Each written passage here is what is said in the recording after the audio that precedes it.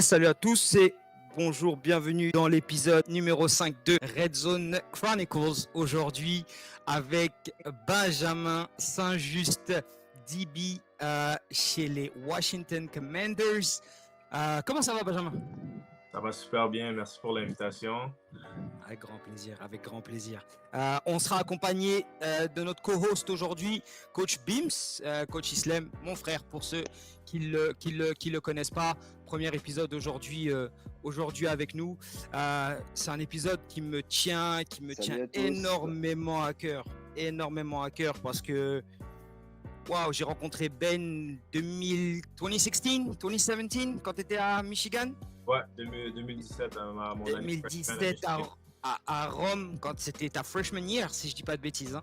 Ouais. Freshman year à l'université de l'université Michigan, et ils étaient venus en camp sur Rome, et j'ai eu l'occasion de rencontrer Ben à ce moment-là, et encore une fois déjà à l'époque un jeune plein de talent, et qui a un parcours incroyable, et donc ceux qui le connaissent pas, je vous invite grandement à aller Google son nom. De toute façon, vous avez sûrement dû le voir pas mal passer sur les highlights des Commanders cette saison en NFL.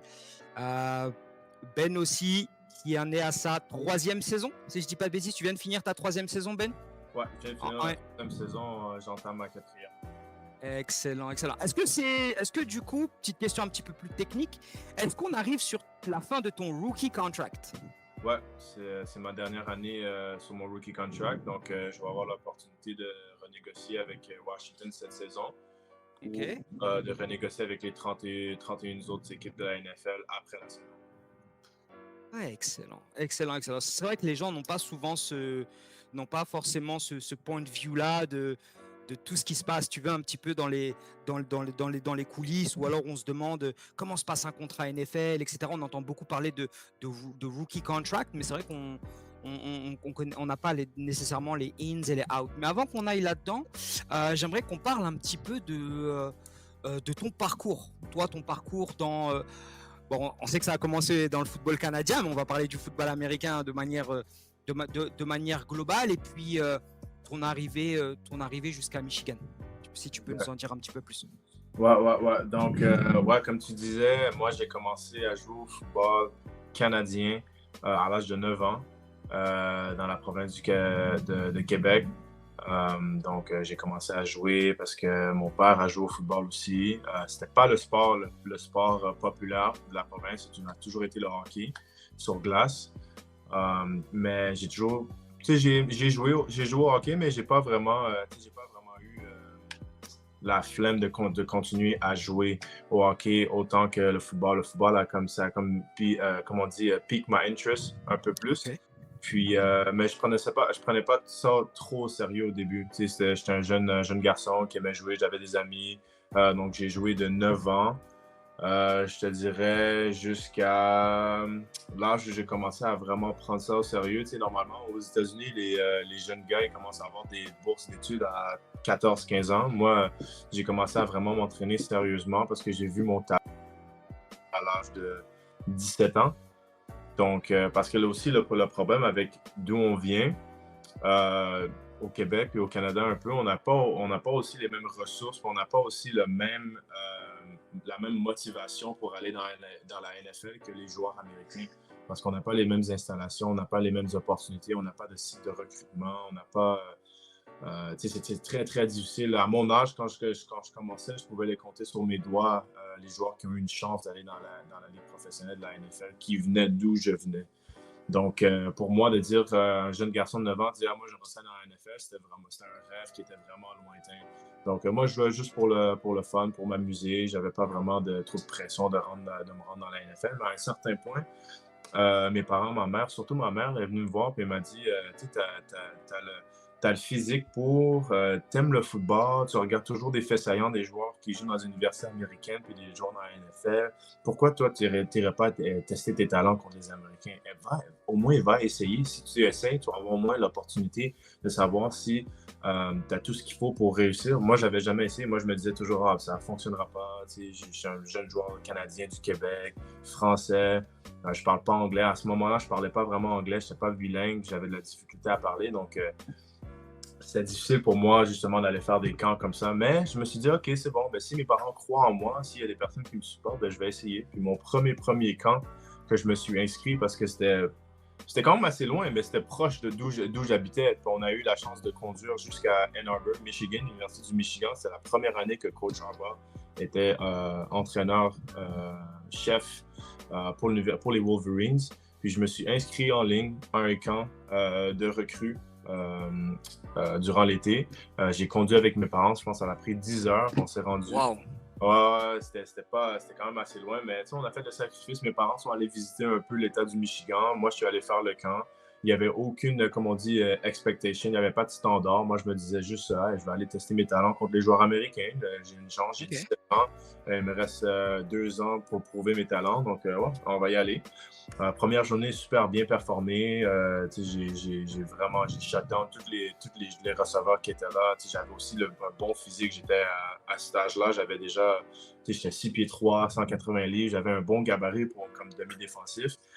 Deuxième journée, les coachs commencent à venir. Là, je commence à avoir plus de coachs sur les sidelines qui commencent à venir voir mes 1 contre 1.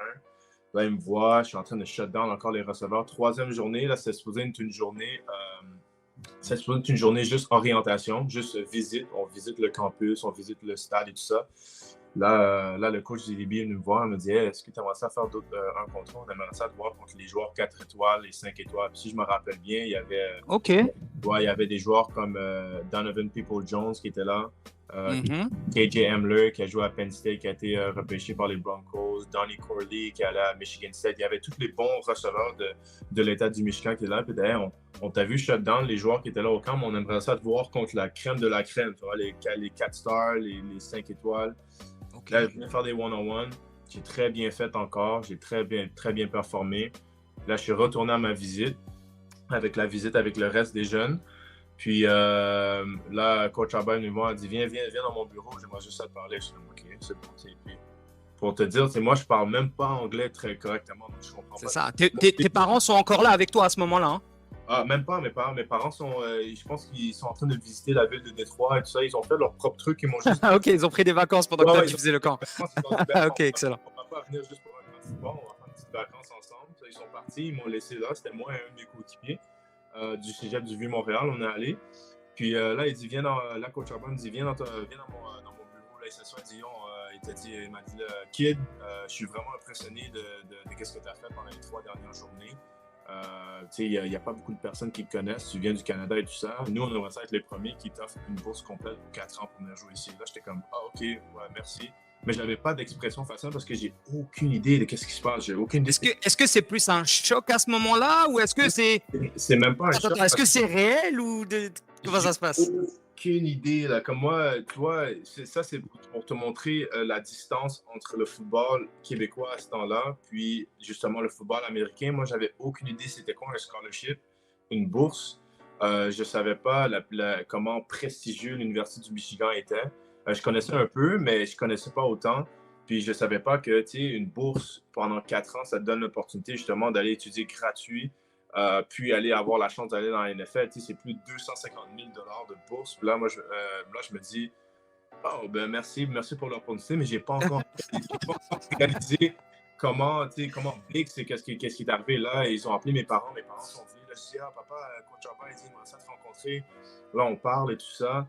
Puis là, c'est une semaine après, quand je suis revenu à Montréal, au Québec. Puis là, ils ont annoncé dans le journal de Montréal, Journal de Québec, un jeune joueur québécois a été offert une bourse complète dans le sud du Michigan. Là, je vois tout le monde qui commence à m'appeler. Ça commence à faire le buzz, ouais. C'est comme, wow, là, comme, OK, c'est big, là, qu'est-ce que j'ai fait et tout.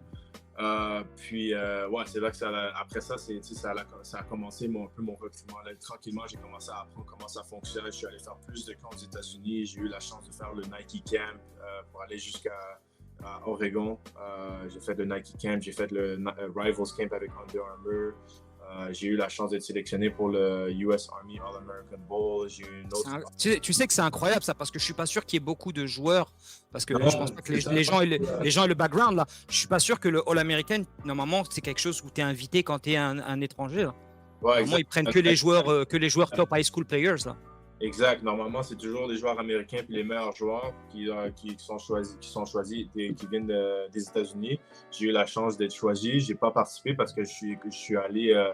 J'ai décidé de commencer ma session à Michigan un peu plus tôt au mois de janvier, à place d'aller participer au camp. Mais j'ai eu la chance, comme je te dis, de faire le Nike Day Opening, qui est un camp super prestigieux. Je suis le seul joueur de ma région du Québec, de Montréal, qui a eu la chance de participer à ça. J'ai eu d'autres offres de d'autres écoles comme Virginia Tech, Rutgers. J'ai eu des intérêts de Oklahoma State, Notre Dame. Donc, mon recrutement a commencé à vraiment prendre, comment on pourrait dire Prendre ça? de l'ampleur, ouais, prendre de l'ampleur. Exactement, prendre de l'ampleur après que j'ai eu ma bourse de Michigan. Parce que après ça, quand Michigan m'a offert une bourse, ben là, toutes les autres écoles ont dit, ben, Et bah, tu sais, c'est incroyable parce que justement, je remettrai le passage où on parlait avec Jeffrey Emba. Je ne sais pas si tu te souviens de lui. Il est à l'université Purdue aujourd'hui. Il est passé par l'université d'Auburn et il a transféré. C'est sa dernière saison. Et justement, c'était notre premier guest pour l'épisode 3 de Red Zone Chronicle. Et il nous expliquait un petit peu aussi. C'est incroyable comment, à la seconde où tu débloques une première scholarship, comment les gens affluent derrière. Alors, ma question, c'est comment toi tu l'as ressenti? Est-ce que tu l'as ressenti parce que c'était de la concurrence ou alors est-ce qu'ils avaient un réel intérêt envers toi? Comment tu l'as senti toi, ton recrutement? Et est-ce que pour toi Michigan a été tout de suite un OK, c'est ma première offre, loyalty, je vais commit là-bas? Ou alors est-ce que tu as vraiment feel l'intérêt et tu t'es dit OK, c'est le meilleur choix pour moi pour la suite de ma carrière? Ouais, non, Michigan avait un super intérêt avec moi parce que quand ils m'ont donné la bourse pour aller à Michigan, c'était en 2016. Au début, ils pensaient que j'allais être. J'ai eu ma première bourse. Non, en 2015, j'ai eu ma première bourse. Puis eux, ils voulaient que j'embarque dans l'équipe en 2016, mais je n'avais pas encore fini mes études au niveau collégial. Cégep, exactement. Là, j'ai dû leur expliquer que je vais devoir aller dans le class of 2017, pas 2016. Ah, Donc, tu t'es classifié, d'accord, ok. exactement. Puis eux, ils avaient tellement d'intérêt pour moi qu'ils se sont dit parfait, bon, on va te donner un scholarship dans la prochaine classe. Puis ils m'ont sauvé un scholarship pendant un an au complet pour que je vienne. Donc il y avait un gros intérêt. Puis aussi, le truc, c'est que si, disons, il arrivait n'importe quoi de ma carrière de football, côté, si j'avais une blessure ou si j'arrête de jouer, n'importe quoi, Michigan était une école très, très, très réputée en Amérique du Nord, côté académique. Donc, j'aurais eu la chance d'avoir un super bon diplôme. Diplôme aussi, quoi qu'il arrive. Excellent. Exactement. Donc, mes parents aimaient vraiment cette option-là. C'est pour ça que j'ai choisi Michigan. C'est excellent. Du coup, ma question qui me permet de rebondir là-dessus, parce qu'il y a beaucoup de jeunes qui vont regarder, qui vont nous écouter. Et qu'est-ce qu'il a fallu pour toi en tant qu'étudiant athlète du RSEQ, hein, parce que tu faisais déjà partie de la crème là au Vieux Montréal, donc c'était quand même déjà quelque chose d'assez prestigieux. Qu'est-ce qui t'a fallu comme diplôme? Quel genre de quater? La quater, pour ceux qui ne sont pas au courant, c'est un petit peu un relevé de notes au niveau du Québec. Est-ce que ça a été une difficulté pour toi de faire traduire tes diplômes ou comment t'as ressenti ce process-là et comment on t'a aidé à travers ça? Wow, ok, ouais, ça je vais essayer de faire ça le plus court possible, mais c'est Parce que j'imagine qu'il y a des gens qui veulent faire comme toi maintenant. Tu vois ce que je veux dire? Ouais, Tu as ouvert la porte à tellement de choses maintenant que les gens peut-être aimeraient savoir. On se dit, ok, moi si j'ai envie de faire comme Ben, là, comme Benjamin Saint-Just, qu'est-ce que je dois faire? À quel point je dois être bon à l'école et comment ça doit se passer pour moi? Donc pour nos petits youngsters là qui écoutent, quel message tu pourrais leur adresser? Exact. Donc moi, j'ai dû mettre les bouchées doubles parce que j'avais pas mis l'énergie et le temps quand j'avais l'opportunité de le faire à l'école. Donc, tu vois, quand je t'ai dit au début que je jouais au football pour le fun, pour m'amuser de 9 ans jusqu'à 17 ans, mais quand j'ai eu cette bourse d'études-là, ben, j'avais déjà eu beaucoup de difficultés à l'école avant. J'avais des cours que j'ai dû reprendre parce que j'avais pas assez des bonnes notes, des cours de mathématiques, des cours de sciences. Aussi, le système éducatif au Québec et sûrement en France aussi, en Europe, et pas le même qu'aux États-Unis. Donc, il y a beaucoup de cours que eux, les jeunes Américains prennent, que nous, on ne prenne pas. Nous, on prend d'autres cours, eux, ils ne prennent pas ces cours-là. Donc, savoir ces trucs-là, moi, j'avais aucune idée. Donc, quand j'ai eu ma bourse, je me suis fait, je suis connecté avec une dame qui s'appelle Holly Smith Abbott. Puis, Holly Smith Abbott, elle travaille avec le centre d'éligibilité de la NCAA pour tous les joueurs internationaux. Donc, elle a traduit mes bulletins et toutes mes notes. Elle a traduit les bulletins de Lugansdorf, qui joue pour le Oklahoma City Thunder, qui est Mhm. un joueur de basket. Elle a traduit les bulletins de Anthony Thompson, qui était allé à UCLA dans le temps, qui jouait avec Vanier. Donc, plein de joueurs. Mais cette dame-là, elle s'est assise avec moi. Elle a dit, ben là, Benjamin, tu as une bourse. Congrats, mais tu n'as pas les notes, puis tu n'as pas les cours parce que tu as raté des cours quand tu étais au secondaire, puis tes notes doivent monter. Ton GPA, comme on dit aux États-Unis, ta cotère doit monter. Donc là, qu'est-ce que j'ai dû faire? J'ai dû mettre les bouchées doubles. J'ai dû reprendre ces cours-là en été. Durant l'été, j'ai dû aller faire l'école d'été. J'ai dû prendre ces cours-là. J'ai dû étudier pour le ACT. Donc, tu dois prendre le ACT. Donc, tu dois étudier pour le ACT pour avoir au moins, je te dirais, pour Michigan, je pense qu'ils voulaient 19 ou 20 et plus.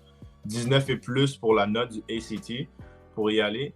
Puis, c'est ça, tu avais besoin des mathématiques enrichies, sciences enrichies, et puis quelques cours d'algèbre que je devais rajouter. Donc, j'ai dû rajouter plusieurs cours en plus des cours que j'avais déjà en session au cégep. Donc, c'était beaucoup de travail côté académique, mais ça, c'est parce que j'avais aucune idée, je n'étais pas préparé. Mais là, je pense que si on a des jeunes qui écoutent ce podcast-là, qui écoutent justement cette entrevue-là en ce moment, s'ils se prennent, ils ont l'âge de 14-15 ans, ils sont capables de se prendre de l'avance, puis de savoir, OK, ça, c'est des cours que je dois avoir. Je dois pas obligé d'être un étudiant à 99 avec des A+ dans chaque cours, mais avoir une bonne cotère, une bonne moyenne, ça va toujours t'aider à débloquer plusieurs opportunités du côté des universités américaines. Ouais, c'est sûr que quand tu on va dire que un peu le niveau scolaire, c'est un peu ton passeport qui va te permettre de voyager à travers tout ça. Parce que c'est ce qui est intéressant aussi dans le parcours, c'est que, beh, tu vois, tu parles de maths enrichies, de sciences enrichies. Ça, j'imagine que c'est des choses auxquelles tu prêtais même pas attention il y a encore quelques années. Mais est-ce que du coup, tu as senti la motivation d'en donner plus? Est-ce que c'est quelque chose où tu t'es dit: «OK, bon, bah, là, j'ai une montagne à gravir, il faut que j'y aille», ou alors tu t'es dit: j'ai pas le choix, let's go»? Comment tu as vécu un petit peu ce reality check de dire: «Oh shit, finalement, peut-être je suis pas bon à l'école, là, il faut que je fasse quelque chose»? Comment ça t'est venu? Parce que j'imagine qu'il y a tellement de jeunes qui sont aujourd'hui dans ce cas-là et tu sais, qui ont pas encore peut-être conscience de leur talent, conscience des opportunités qu'ils pourraient avoir grâce au football et à son développement, que, bah, justement et j'en connais beaucoup des jeunes pour lesquels malheureusement l'école a été un frein insurmontable à leur accession au niveau, tu vois? Ouais, ben exactement. Moi, j'étais comme la plupart de ces jeunes-là à l'école. J'ai jamais vraiment aimé. J'avais de la difficulté à me concentrer à l'école. Même là, en ce moment, tu sais, j'ai fini mon école, j'ai fini, j'ai eu 2 diplômes universitaires, même une maîtrise, puis j'ai jamais vraiment aimé l'école. Mais où j'ai pu consacrer mon énergie, puis même ma motivation, qu'est-ce qui m'a motivé, moi, c'est que je savais que le football allait pouvoir m'ouvrir beaucoup de portes, beaucoup d'opportunités dans la vie. Allait pouvoir me mettre dans une position où j'aurais pu jouer au niveau professionnel ou de rencontrer plein de personnes, faire des bonnes connexions, travailler, d'être devant la télévision, faire des émissions, faire des podcasts de football, tous ces trucs-là, toutes ces opportunités qui sont reliées au football. Donc, quand j'ai eu ma bourse, puis ça me dérangeait pas que on me disait, tu as 7 cours dans ta session de cégep, puis tu as 3 cours d'été que tu dois faire, puis tu dois étudier pour ton ACT, puis tu dois reprendre ce cours-là. Ça me dérangeait pas qu'il y en avait 10 ou 11 cours que je devais faire. Je me disais, je peux pas laisser cette opportunité-là glisser dans mes mains. J'ai une bourse complète pour aller à l'Université du Michigan. C'est ce que je connais, c'est ce que j'aime faire, le football et tout ça. Ça ne me dérange pas si je dois faire tous ces cours-là. Puis, je n'ai pas passé mes cours avec les super notes, mais je me suis donné le plus possible d'opportunités et de motivation pour passer mes cours parce que je me disais, je ne peux pas laisser cette opportunité à glisser. Puis, ce que je dis aux jeunes, si tu es bon au football, puis tu aimes le football, mais l'école, ce n'est pas vraiment ton truc, essaie juste de donner le plus que tu peux justement pour passer, pour te donner le plus d'opportunités parce que tu veux pas être le joueur, tu veux pas être la personne qui dit ah ben laisse faire, je suis pas vraiment bon à l'école et tout. Puis là après ça, quand ta carrière de football est finie, puis là tu dis waouh, j'aurais vraiment voulu mettre un peu plus de temps dans mes cours de mathématiques ou de sciences. J'aurais vraiment voulu avoir faire ci ça parce que vivre dans le regret, vivre dans le déni, c'est la pire chose, là. Puis ça, c'est fou parce que ça m'a même rattrapé un peu plus quand j'étais au niveau collégial. Parce que quand je suis arrivé à Michigan, juste pour t'expliquer, j'étais pas encore vraiment bon en anglais. J'apprenais beaucoup. Tu sais, j'étais rendu dans une école tellement prestigieuse. Je pense qu'à ce temps-là, Michigan était réputé numéro un pour l'université publique au monde. Puis moi, j'arrivais en tant que Français, Canadien français, j'avais un peu de difficulté. J'avais beaucoup de motivation, donc je passais mes cours, mais je n'avais pas les meilleures notes.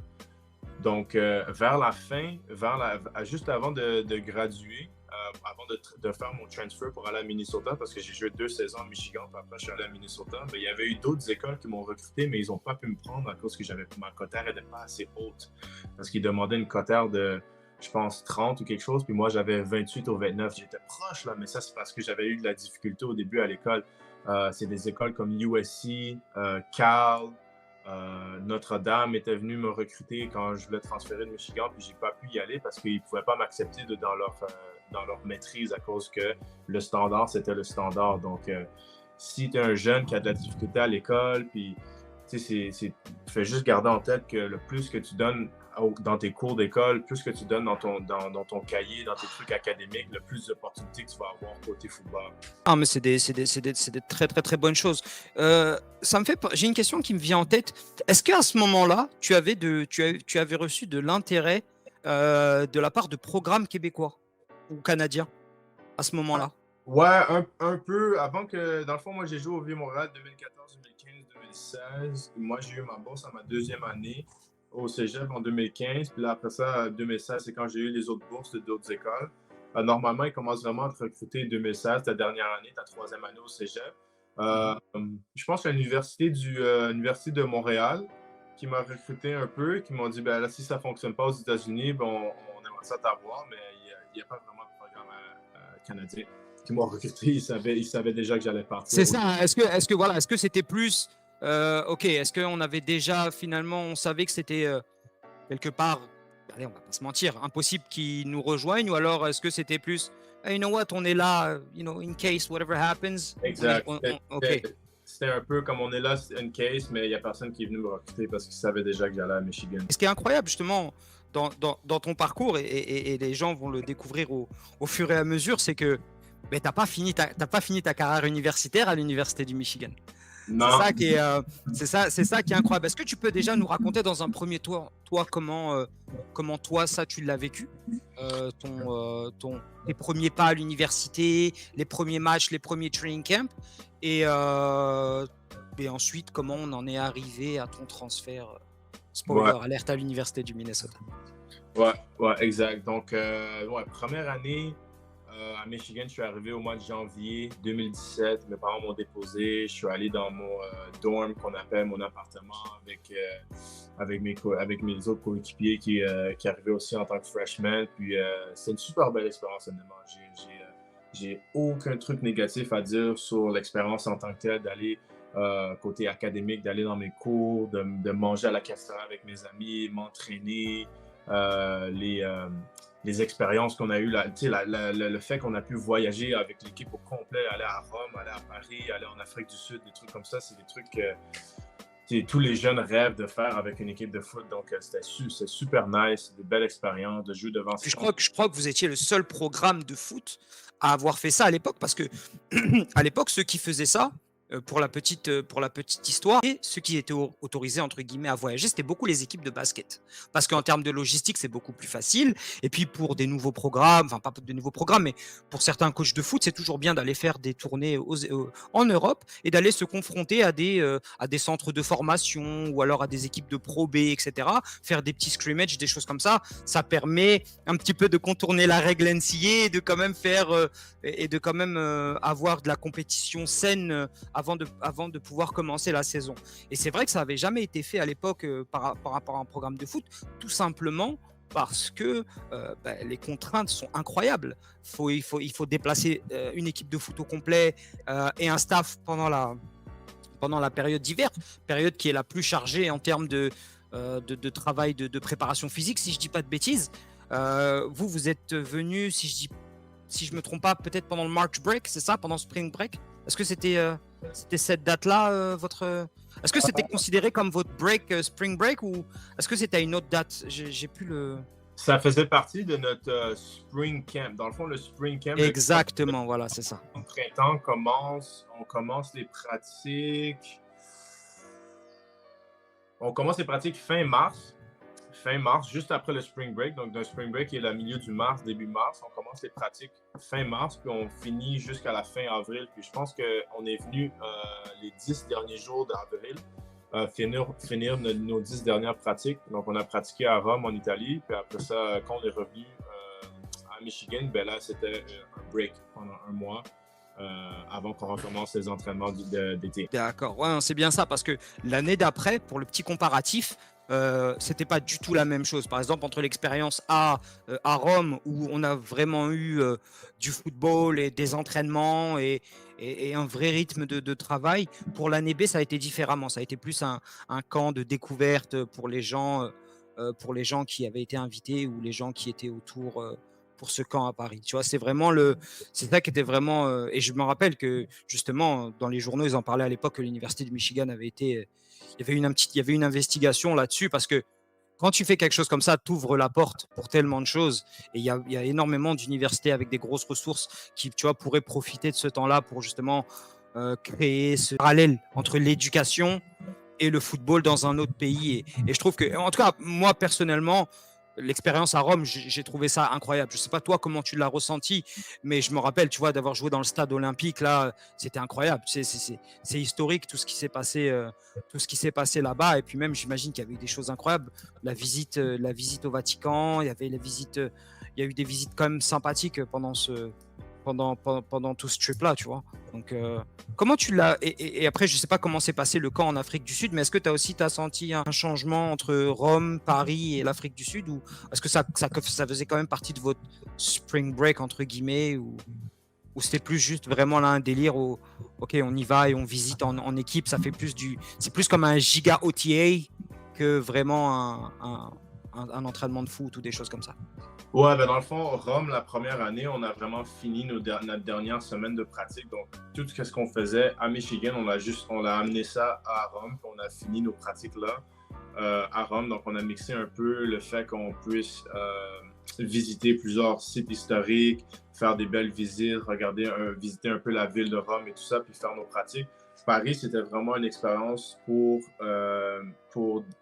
visiter tout, pour avoir un temps sans football. On a fini toutes nos pratiques à Michigan avant d'arriver à Paris. Puis quand on est arrivé à Paris, on avait vraiment toute l'opportunité de visiter un peu tous les sites historiques, manger à des bons restaurants, puis faire des connaissances avec justement le monde du sport en France, avec d'autres athlètes et tout ça. Donc, c'était vraiment plus consacré sur ça. Puis Afrique du Sud, ça, c'était ma première année où je transférais à Minnesota. Donc, mes coéquipiers sont allés. Moi, je suis pas allé. Ta transition de joueur à Michigan et qui a généré ton transfert à l'université du Minnesota, parce que je crois que c'était la première année du portail, si je dis pas de bêtises. Avant ça, ça existait pas, les transferts, ou alors du moins c'était quelque chose de très très très compliqué. Je sais que la story tu l'as mis en détail sur Twitter, donc ce que je ferai, c'est que je la partagerai, je mettrai le lien de la story dans les détails, mais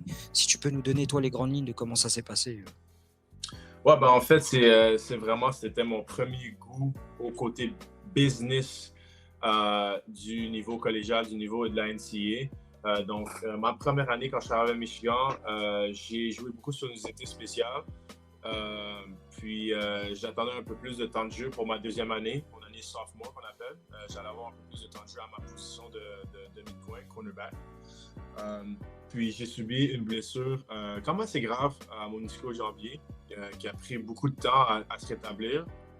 Mais on a mis beaucoup de pression sur moi pour retourner au jeu. Dans le fond, on était au niveau collégial, surtout football, dans les équipes, les coachs ont plus de pouvoir que les trainers, comme on dit, les médecins. Donc, si un coach dit, j'aimerais ça avoir Benjamin sur le terrain dans 3 semaines, mais le docteur te dit, ben là, son ischio-jambier est vraiment, c'est quand même assez grave, ça va prendre 6 semaines. Le coach va dire, j'aimerais ça l'avoir dans 3 semaines. Ça ne me dérange pas que tu me dises qu'il va être rétabli en 6 semaines. J'aimerais ça l'avoir en 3 semaines. Donc, j'ai été remis sur le terrain plusieurs fois comme ça, trop tôt, où j'ai réaggravé ma blessure à un point où ça faisait 6 fois que j'avais claqué le même ischio-jambier durant cette année-là. Donc, quand je suis arrivé au camp d'entraînement au mois d'août, ben là, mon ischio-jambier n'était pas prêt pour la saison. J'étais très blessé, c'était très faible. Donc, je suis allé voir Coach Arba, puis je lui ai expliqué un peu la situation. Je suis allé voir les coachs un peu, pas seulement Coach Arba, je suis allé voir plusieurs coachs. Je lui ai expliqué la situation. Je disais, hey, j'ai pas eu l'attention, les ressources que j'avais besoin pour rétablir mon ischio-jambier. Il n'est pas prêt pour la saison. J'ai besoin de plus de temps, justement, à consacrer spécifiquement sur mon ischio-jambier pour être prêt. Puis, eux, de la manière qu'ils l'ont vu, contrairement à la place de dire, on va lui donner un peu plus de temps pour se rétablir. On voit que ça n'a pas fonctionné du mois de janvier jusqu'ici. Il y a eu 6 blessures durant ce temps-là, cette période-là. Ben, eux, ils se sont dit, ben là, on va passer au prochain. Puis c'est ça le côté business de la NCAA. Si tu n'es pas prêt, on a besoin que tu sois prêt, ben on va passer au prochain. Puis c'est ça, ils m'ont fait croire que j'allais pouvoir revenir. Si je faisais de la réhabilitation avec un autre programme, ce que j'ai fait, j'ai eu la chance de revenir, j'étais en santé. Là, je me suis dit, OK, ben, est-ce que vous êtes prêts? Moi, je suis prêt, je suis en santé, je peux revenir dans l'équipe. Là, ils ont dit, ben, on a donné ta bourse à quelqu'un d'autre. Là, je me suis dit, oh, wow. J'explique un peu plus dans la vidéo, comme tu dis, sur Twitter, sur TikTok, un peu les détails. Mais c'est ça un peu qui est arrivé. Donc, j'ai fait ma réhabilitation. Puis quand je suis revenu, j'étais en santé.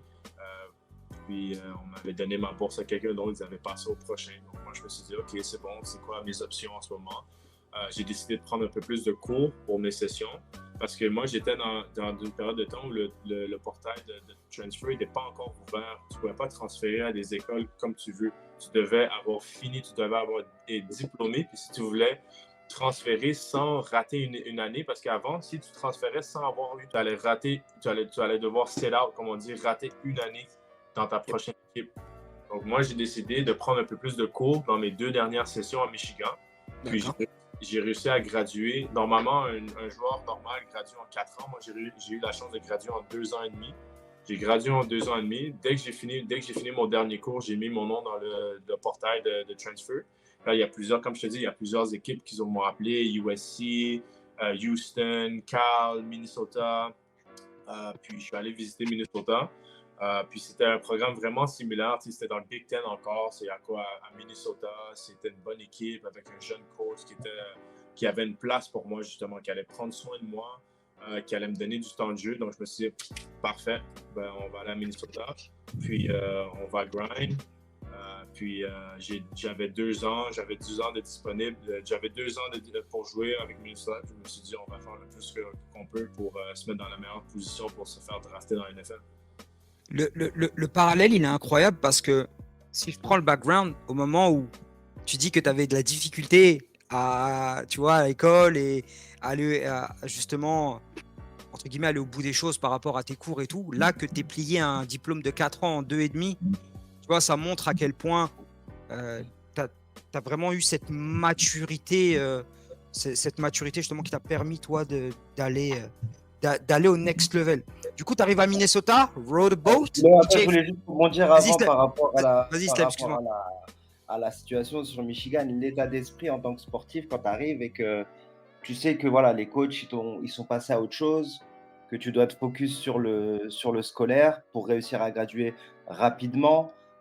Il est comment l'état d'esprit à ce moment-là? Et puis en termes de confiance en soi aussi, tu es dans quelle position?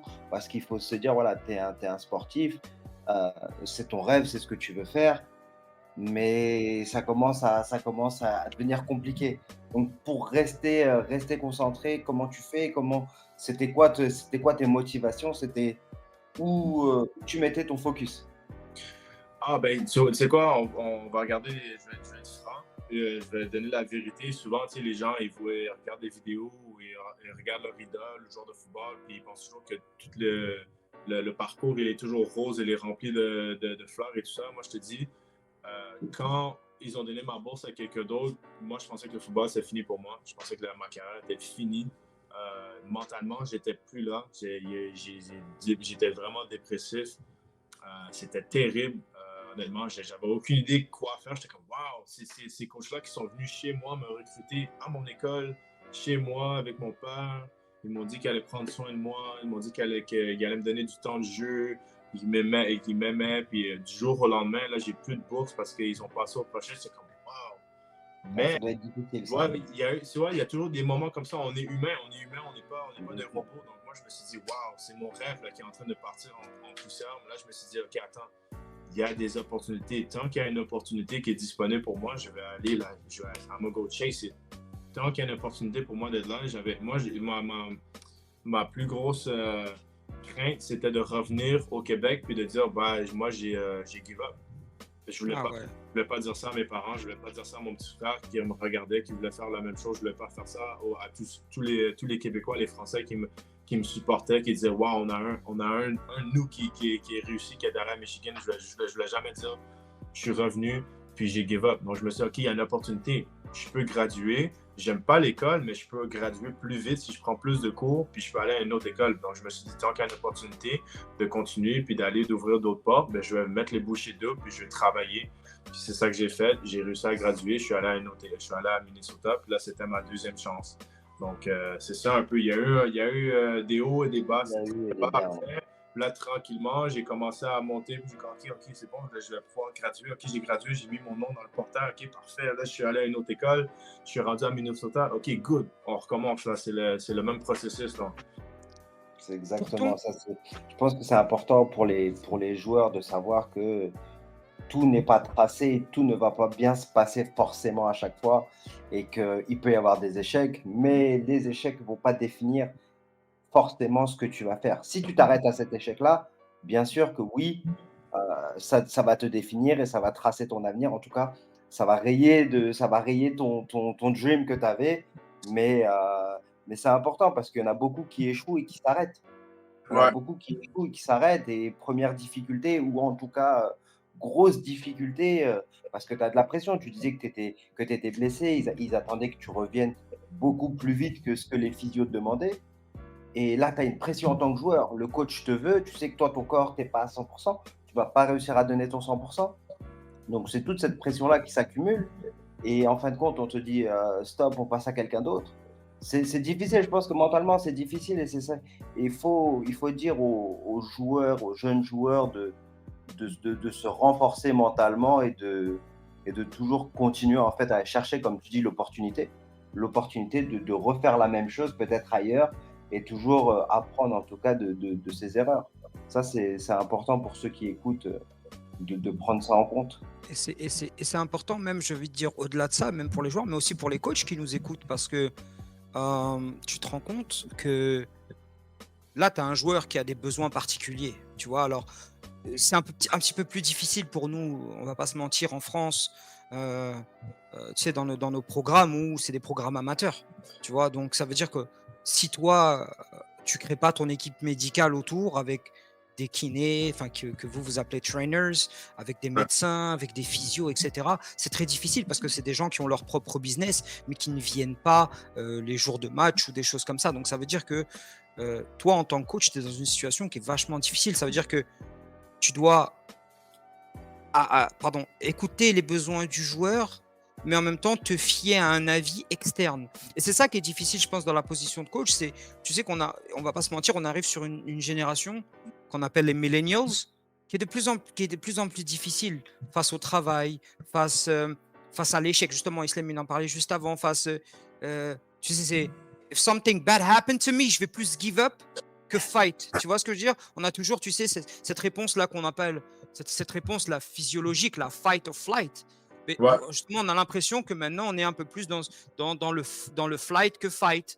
Et c'est malheureux, mais c'est pour ça que c'est important aussi pour les coachs d'écouter ces joueurs et de l'autre côté, aux joueurs, de faire les efforts. Alors bien évidemment, je parle pas de toi, mais je parle dans, tu sais, on dit souvent, est-ce que tu as mal ou est-ce que tu es blessé? Je sais pas si tu as dû sûrement l'entendre souvent, Ouais. cette expression-là, et c'est pour ça que c'est important.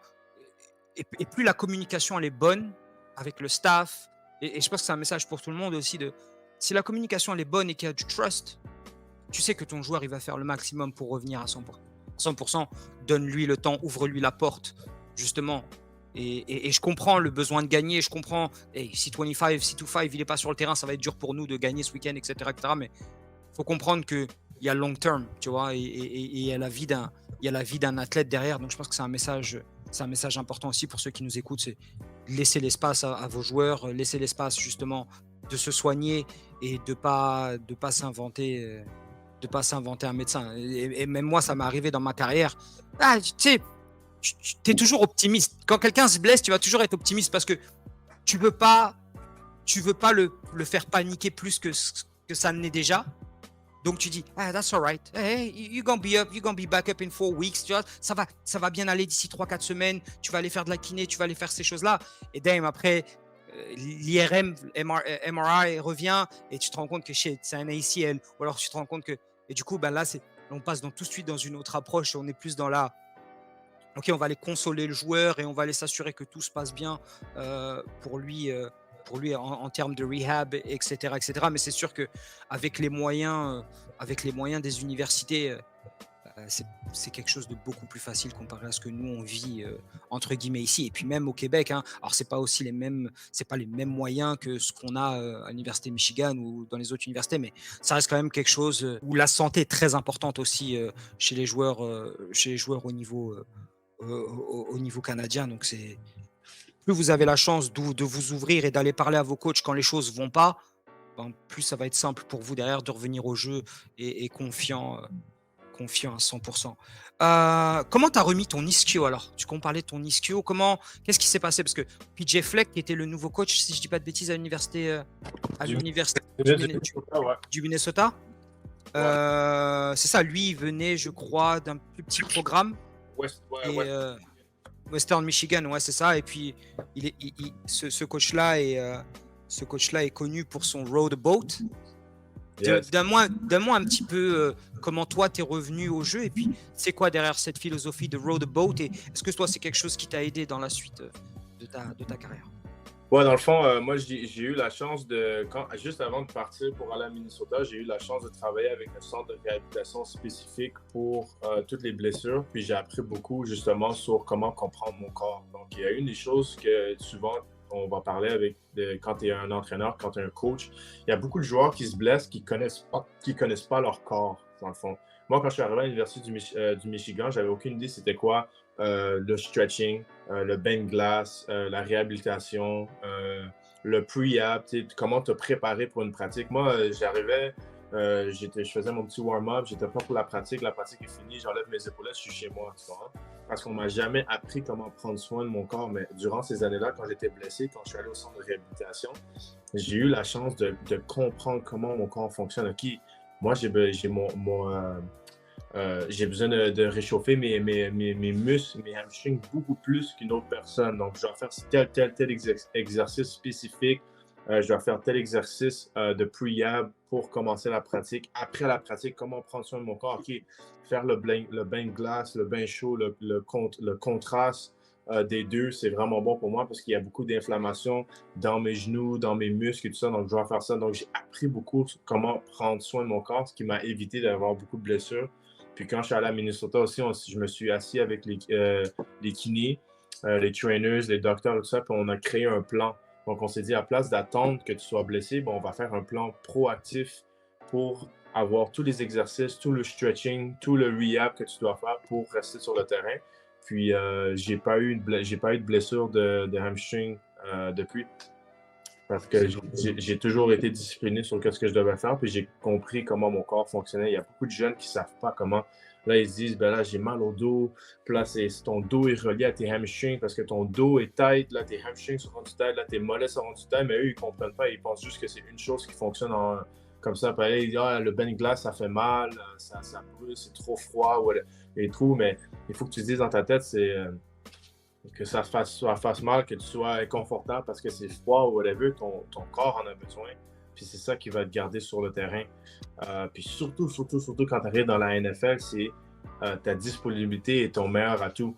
D'être en santé pendant plusieurs années, c'est plus rendu une question de qui peut courir le plus vite le 40 verges ou qui peut mettre 6 plates sur le squat. C'est vraiment qui peut rester en santé le plus longtemps possible pour que tu puisses avoir la chance de jouer 10 ans dans la NFL. Sachant qu'en tant qu'athlète, ton corps est ton outil de travail. Donc, exact. Tu as besoin de garder ton outil de travail en forme et en santé surtout. Exactement. Université de Minnesota où tu pop-up. Enfin, tu pop-up. On savait déjà, enfin, quelque part, toi, tu avais juste besoin de cette exposure. Je pense que c'est plus ça. Tu savais déjà que le talent était là, de l'exposition qui t'était due, j'ai envie de dire, si je peux me permettre, qui t'était due d'aller shut down des gens. Parce que à ton size, un corner comme ça, c'est le rêve de tout coach. On va pas se mentir. C'est quoi 6'3", 6'3", combien 6'3", 205 livres, qui serait, je sais pas c'est quoi, conversion en kilogrammes. Puis, ouais, c'est à peu près 90 kilos là. Ouais. Donc, 200 pounds, c'est 90 kilos là. C'est massif là. Big corner, agile, quick. Puis comme tu dis, j'ai eu la chance de montrer un peu des petits flashs à Michigan, mais j'ai pas eu la chance de montrer mon full potential. Donc quand je suis arrivé à Minnesota, on m'a pas donné le spot. Il y avait déjà des joueurs qui étaient là, qui avaient joué avant, des vétérans qui étaient à ma position. J'ai dû compete avec eux dans le training camp. Puis, qu'est-ce qui est fou, c'est que je suis venu, j'ai transféré d'un programme qui était vraiment bon, qui était au top des tops de Michigan. Mais on n'avait pas gagné vraiment les matchs importants qu'on avait besoin de gagner. On n'avait pas gagné contre Michigan State, contre Penn State, contre Ohio State. On n'avait pas maximisé notre potentiel de gagner tous les matchs qu'on avait besoin de gagner à Michigan. Puis quand je suis arrivé à Minnesota, je me suis dit, wow, cette équipe-là, on n'en parlait pas beaucoup. Minnesota, c'était le programme low-key. Ils gagnaient 8 games, 8-7 games par saison. Là, je me suis dit, c'est impossible qu'on gagne juste 8-7 games, 7 parties avec l'équipe qu'on a en ce moment. Puis là, moi, je te parle on avait quarterback Tanner Morgan, on avait running back Mohamed Abraham, on avait Rashad Bateman, on avait Tyler Johnson. On avait Kamal Martin, Antoine Winfield Jr. en défense. On avait là, je me disais, on a tous ces joueurs-là cette année en 2019. On va gagner au moins 10 games. Puis là, moi, je viens d'arriver parce que j'avais la chance de comparer deux bons programmes. Là, je me suis dit, bon. Là, j'ai commencé à compétitionner avec les gars. Je n'ai pas été partant les 3 premiers matchs parce que tranquillement, justement, Coach Flack m'a donné un peu plus de temps de jeu. Il voulait vraiment me voir être un joueur d'impact dans la défense, mais il ne voulait pas me donner tout. Il ne voulait pas dire, tiens, vas-y, je te donne l'opportunité, parce que ça, c'était pas franc avec lui. Il y avait d'autres joueurs qui étaient là depuis plusieurs années, donc ils leur ont donné la chance. Puis quand, tranquillement, ma chance est arrivée, j'ai été partant mon premier match contre Purdue à Minnesota. Puis j'ai fini la partie avec 5 passes rabattues, je pense 5 tackles, 5 ou 6 tackles. J'ai été joueur de la semaine dans le Big Ten, donc après ça, c'est là que ça a commencé. Là, j'ai start tout le reste des matchs. Puis comme je te dis, on a fini la saison, on a gagné 11 victoires. On a gagné 11 matchs. On a perdu juste 2 matchs. On a perdu un match crève-cœur contre Iowa. On a perdu par 4 points. On avait besoin de ce match-là pour aller au Rose Bowl. Mais on a joué au Outback Bowl contre Auburn. Auburn Tigers du SEC, puis on les a battus. Il y avait pas, je pense qu'il n'y avait aucune autre équipe du Big Ten qui avait battu une équipe du SEC. On était la seule équipe. Donc, super belle saison. Puis c'est vraiment cette saison-là, 2019, ma première saison en tant que partant en demi-coin, qui a fait créer du buzz autour de mon nom pour l'année prochaine, qui était mon senior year, pour aller dans le draft, vraiment. Donc, est-ce que tu dirais que finalement, une seule année t'a suffi pour pull-up, parce qu'on en parlera après, mais tu as fini quand même third round draft par les Washington Commanders, mais ce qui est incroyable aussi, c'est justement, j'avais une question. C'est quoi row the boat? Parce qu'on a pas mal de coachs qui nous écoutent aussi. C'est quoi cette mentalité? C'est quoi ce mindset-là? Et parce que on se rend compte que toi, dans ce programme-là, c'est quelque chose qui t'a parfaitement réussi. Ouais, row the boat, dans le fond, c'est un programme. Le programme de Minnesota, c'est un programme où tu dois mettre l'équipe d'avant. C'est comme je le compare un peu à les Patriots dans la NFL. Je connais beaucoup de mes coéquipiers, des amis qui sont allés jouer avec les Patriots, ça a fonctionné et parce qu'ils ont la bonne éthique de travail. Ils mettent toujours l'équipe avant la personne. Tu vois, on dit toujours « the team before I ». Ça, c'est des joueurs qui ça va fonctionner avec les Patriots. Si tu es un joueur qui est un peu plus selfish, individualiste, tu es une star, ces programmes-là, ça ne fonctionnera pas vraiment parce qu'il va y avoir un clash de valeurs. Donc, moi, personnellement, moi, je suis capable de m'adapter à n'importe quelle équipe. Puis, je me suis bien adapté avec Minnesota. Puis, le role de boat, c'est ça. C'est tu mets l'équipe avant toi-même. C'est tout le monde ensemble. C'est le blue collar way. Tu vois, on travaille fort. Il n'y a rien qui est donné. Et c'est aussi une équipe qu'on redonne beaucoup à la communauté. On avait des obligations durant la saison d'aller redonner à la communauté, que ce soit dans des communautés défavorisées, que ce soit dans les hôpitaux pour les jeunes qui sont malades. On allait faire des surprises avec redonner des cadeaux. Donc, c'était quelque chose que Coach Fleck voulait faire. Il disait, vous devez redonner à la communauté. Et le Road to Boat a commencé que quand lui, il a eu son premier enfant qui est né. Et je pense que l'enfant est décédé une semaine après. Ça, c'était son premier enfant. Puis ils ont commencé justement ce road to boat-là pour dire que le mantra, le thème, c'est de whatever happens, n'importe qu'est-ce qui arrive, que le courant soit rapide, qu'il y ait une tornade, qu'il y ait un ouragan dans l'eau, tu gardes, you keep your oar in the water, you keep rowing. Keep rowing. It doesn't matter what happened in life, tu continues à row. Puis c'est ça un peu le thème qu'on avait à Minnesota. Puis je pense qu'il a fait un super bon travail parce que je suis sorti de cette université-là un meilleur joueur de football, mais aussi un meilleur homme.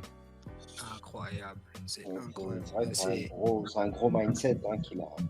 C'est des petites choses. Ouais, c'est ça, exactement. C'est des petites choses que j'avais pas à Michigan. Puis que, tu sais, Michigan font leurs trucs différents, mais Minnesota, c'est des petits trucs comme ça. Je me rappelle, je suis arrivé à l'école, puis dans mes premiers cours, puis il y avait une règle. Tous les joueurs de football, parce qu'il y a toujours un stéréotype. Les joueurs de football arrivent en retard à l'école, en retard aux cours, ils s'assoient en arrière, les gars sont sur leur iPad, sur leur iPhone, ils n'écoutent pas les cours. On avait une règle que dans chaque cours, tu devais t'asseoir première rangée avec un polo ou un chandail boutonné en haut. Puis on avait quelqu'un du staff qui venait dans chaque cours regarder dans la fenêtre, voir. Est-ce que les gars sont présents? Est-ce que tout le monde a ton polo? Est-ce que tout le monde. Si tu n'avais pas ton polo, tu te levais le lendemain matin à 5h du matin pour faire des suicides. Oh. Et la culture. Exactement, pour briser le stéréotype du joueur de football qui n'est pas sérieux, qui n'est pas organisé. Nous, on avait des joueurs qui étaient sérieux, organisés, que ce soit sur le terrain, hors du terrain. On a toujours eu une cotère je pense, de 30 ou plus en moyenne. Ouais, c'est ça. Ça vient des petits détails comme ça que Coach Fleck a mis en place. Excellent. C'est vrai, ça fait des meilleurs athlètes, mais aussi des meilleurs hommes en dehors du terrain. Exactement. De redonner à la communauté. Ça, peu importe la carrière de foot que tu as derrière, c'est toujours une fierté de se dire que j'ai pu œuvrer dans ce sens-là et de redonner ce que moi j'ai réussi à avoir et de redonner à la communauté. C'est intéressant et ça me permet de faire un parallèle. On parlait de support system, des gens qui t'entourent, qui t'aident dans ta carrière. Et je pense pas que je dis une bêtise, mais est-ce que tu as rencontré ta femme à l'université du Minnesota? Michigan. À l'université du Michigan, et vous avez transféré ensemble? Comment ça s'est passé? Enfin, on va pas rentrer dans les détails, mais c'est juste quand on parle de ton support système, est-ce que c'était quelque chose où tu t'es dit, ok, c'est important, tu vois, parce qu'on en parle, et je pense que des fois les gens, la différence entre un bon et un très bon athlète, c'est pas nécessairement ses qualités athlétiques ou quoi, mais c'est les gens qui vont l'épauler, qui vont l'aider dans les moments, tu en parlais tout à l'heure, dans les moments forts comme dans les moments faibles. Et toi, comment tu as eu ce support système-là dans les périodes les plus difficiles pour toi, tu vois? Ouais, c'est ma femme. On s'est rencontrés mon année freshman en 2017. Elle a couru l'athlétisme dans le club d'athlétisme de Michigan pendant 4 ans. Le 400 mètres, le relais, le 4x100. Puis on s'est rencontrés première année. Puis on est restés ensemble depuis 7 ans. Même quand j'ai transféré à Minnesota, on a fait le long distance. Ouais. Okay, ouais. Puis elle m'a aidé, comme tu dis, dans les moments bas. Elle a gardé la tête haute. Elle m'a fait penser à d'autres choses, les beaux moments qu'on a eu ensemble. On s'est amusé. Je suis allé pendant que j'étais blessé, j'ai eu la chance d'aller la supporter durant ses compétitions d'athlétisme. Puis quand elle était off, C'était la période morte. Ben, elle voyageait, elle venait à Minnesota, elle venait me supporter aussi. Donc, ouais, comme tu dis, elle m'a vraiment aidé. C'est une des plus grosses portions de support que j'ai eu durant ma carrière collégiale. Puis, ouais, je ne serais pas ici sans elle. Ah, c'est excellent. C'est pour ça que je voulais. C'est pour ça que parce que je sais que ça te tient à cœur. Donc, c'est pour ça que je me suis dit, on va avoir une transition, on va avoir ce shout-out pour Madame Saint-Just là. Et c'est important de le rappeler. Toutes les conditions elles sont bonnes. T'es au top. Le buzz est là. Qu'est-ce qui se passe? Tu te fais drafter. Comment ça se passe? Comment tu le sens? Comment tu le vois arriver ce truc-là? Tes premiers temps à Washington, comment ça se passe tout ça? Ouais, c'était fou, honnêtement. Il n'y a pas vraiment de mots que tu peux mettre à être drafté, d'être repêché après tout ce que j'ai dû endurer durant ma carrière. De où j'ai commencé, c'est vraiment ça que je regarde. Où j'ai commencé, les opportunités que j'avais, le pourcentage que j'avais de réussir, d'où je venais avec les ressources et l'entourage que j'avais. Au moment où je me suis fait repêcher, c'était comme wow. C'est comme quand j'ai pris le téléphone. Puis là j'ai dû dire à tout le monde, OK, soyez calme. Puis là, je savais déjà, j'avais une bonne idée d'où j'allais. C'était soit la fin du deuxième round ou le milieu du troisième round. Je savais déjà que j'allais aller top 100. Là, j'ai le téléphone à sonner. Là, ça disait le area code, c'était Washington DC. Je suis comme, OK, là, j'appelle. Là, au début, je savais juste dit Washington. Là, je pensais que c'était Washington, Seattle. Là, je suis comme, OK, attends. Là, je parle. Là, c'est dit, it's Coach Rivera. Il dit, am I speaking with Benjamin St-Juste? Je suis comme, well, yes, it's me. It's hey, kid. Said we got the 74th pick coming up. We want to pick you, all right? So congrats, welcome to the team. Puis là, j'étais comme, wow, comme yo, c'est fou. Là. Moi, j'ai vu, OK, le jeune garçon qui s'inscrit à son premier camp pour aller à Michigan, va à Michigan, la bourse, va à Michigan, joue 2 ans. Les coachs donnent la bourse à quelqu'un d'autre, doit transférer, va jouer à Minnesota 1 année. La deuxième année, c'est le COVID. Pas de match. Après ça, va faire tout le processus de draft. Au début, ce qui était fou, c'est que j'étais projeté être un choix de 7e ronde parce que j'avais juste eu 1 année en 2019 pour jouer. L'année 2020, c'était COVID, donc j'étais projeté 7e ronde. Là, j'ai fait le Senior Bowl, j'ai fait toutes mes entrevues. J'ai essayé de faire le mieux que je peux. J'ai fait mon Pro Day, j'ai eu un bon Pro Day. Là, je me suis dit, OK, j'ai fait tout ce que je pouvais. J'ai pris toutes mes opportunités. Là, en ce moment, c'est plus dans mes mains. Le résultat, puis là, on m'a appelé au 3e round pour me dire que j'ai choisi. J'étais comme, wow. Let's go. Ça, c'était fou. Tu as repensé à toutes les galères. Exact. Tout le chemin qui avait été parcouru. Et c'était l'accomplissement d'une première partie du rêve, en fait. Exact. C'est ça. J'ai vraiment eu la chance d'apprécier le moment, de voir d'où je venais, où je suis rendu. Puis là, je me suis dit, après quelques jours, je me dis, OK, new challenge. Tu vois, moi, j'ai toujours dit comme new challenge, new opportunities. OK, t'es drafté. Là, il faut être partant. Il faut être partant la première année. Il faut bien jouer pendant le rookie contract pour aller chercher le 2e contrat. Il y a toujours des opportunités. Moi, je me garde toujours des défis, des accomplissements à faire parce que c'est ça qui me garde dans le game. C'est ça qui me garde motivé. Si tu dis, j'ai été drafté, je suis good, ben là, c'est là que tu deviens, comme on dit, complacent. Complacent. Là, tu t'assois sur tes achievements. Mais moi, je suis jamais comme ça. C'est ça qui te garde dans le game. C'est ça qui garde la compétition, qui est good. Mais je vais aller starter. Moi, j'ai été choix de 3e ronde. Parfait. Je vais être partant. Le premier partant canadien-français dans la NFL à ma position. Puis, c'est ça que je suis arrivé. Et justement, 2 semaines après, je suis allé à Washington. Le OTS commençait. Puis, directement, je suis allé voir Terry McLaurin. Hey, yo, what's up? Je suis le new corner. Ben, on va avoir des bons battles in practice et tout ça. Puis, c'est exactement ça qui est arrivé. Terry a gagné des reps, j'ai gagné des reps, mais j'ai vraiment bien fait. Puis, tout le monde était vraiment impressionné du fait que je suis arrivé. Puis, j'ai compétitionné directement avec le meilleur receveur de l'équipe. Puis, c'était ça mon but. D'y aller, puis d'être partant cette première année-là. Puis j'ai réussi à être partant, puis j'ai été partant depuis 2021. Là, j'arrive à ma dernière année. Mon but en ce moment, c'est d'aller chercher mon 2e contrat, faire partie du All-Pro. Puis c'est ça. C'est incroyable déjà, quand même. Non, ça passe vite, tu vois, le temps passe vite. Là, j'ai mis, pour que les gens puissent situer un petit peu, j'ai mis ton highlight en fond J'ai mis ton highlight en fond. D'ailleurs, shout out à UTTM Football Highlight.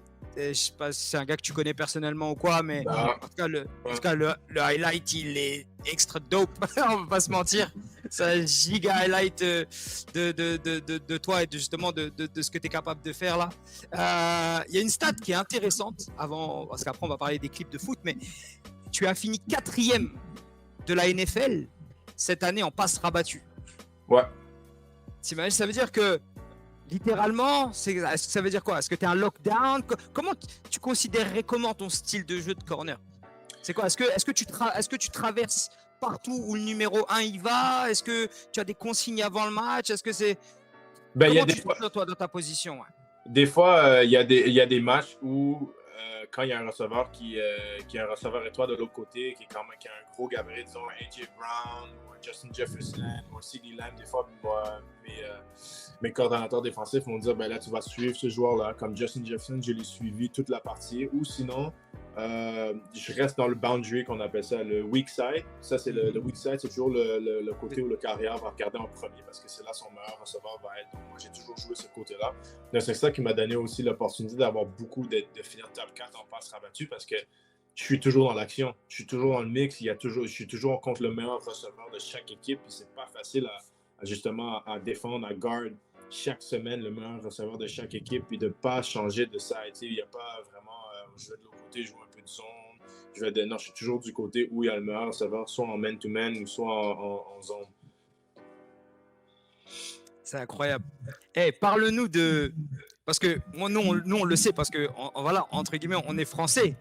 Mais ta célébration, parle-nous de ta célébration. Justement, ça va être un shout-out là pour la communauté. Mais dis-nous un petit peu là. Dis-nous un peu, parle-nous du... Parce que nous, on sait ce que c'est. Parce que les gens, il y en a certains, ils ne sont pas au courant. Nous, on la connaît bien, celle-là.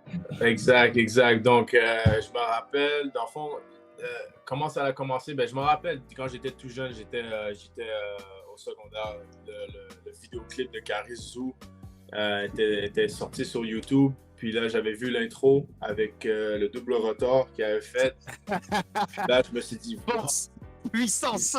J'étais comme, wow, c'est nice. Là, mais ça, c'était en 2000. C'était en 2012, là, en 2012, quelque chose de 2013, là, quand ça venait de sortir. Puis là, j'ai toujours été un fan. Puis je ne l'ai pas utilisé jusqu'à temps que j'arrive au Senior Bowl. Senior Bowl, quand j'étais dans mon processus de draft, avant de faire draft, je suis allé au Senior Bowl avec tous les All-Stars pour justement un camp de sélection, un camp de scouting. Puis là, je me suis dit, OK, bon, j'arrive dans la NFL, ma première année, quelle célébration je peux faire? Il y a tous les débits qui font ça, Je me suis dit, OK, ben là, il faut que je me trouve quelque chose d'original, justement. Je me trouve quelque chose qui est à moi, qui reflète mes origines, d'où je viens, tout ça. Puis là, je me suis dit, bon, ben, je vais faire personne n'a fait la célébration de Caris encore au côté football américain. J'ai déjà vu Paul Pogba le faire sur un match. Ça a été fait, en Ligue 1 en France. Ouais, justement. Et Paul l'a déjà fait. Là, je me suis dit, OK, ben là, on va le faire au niveau football américain. Là, je l'ai fait. Quand j'avais eu un super bon match. J'ai fini dans le match des étoiles du Senior Bowl. Puis là, je l'ai fait. Là, tout le monde a commencé, c'est quoi cette célébration-là? Ça vient d'où et tout? Puis là, quand je l'ai fait à Washington aussi, ben là, les journalistes, ils ont commencé à me demander, ben là, ça vient d'où? Ils ont fait quelques articles et tout ça. Puis là, je leur ai expliqué, ben là, ça vient d'un artiste de France, ça s'appelle Caris.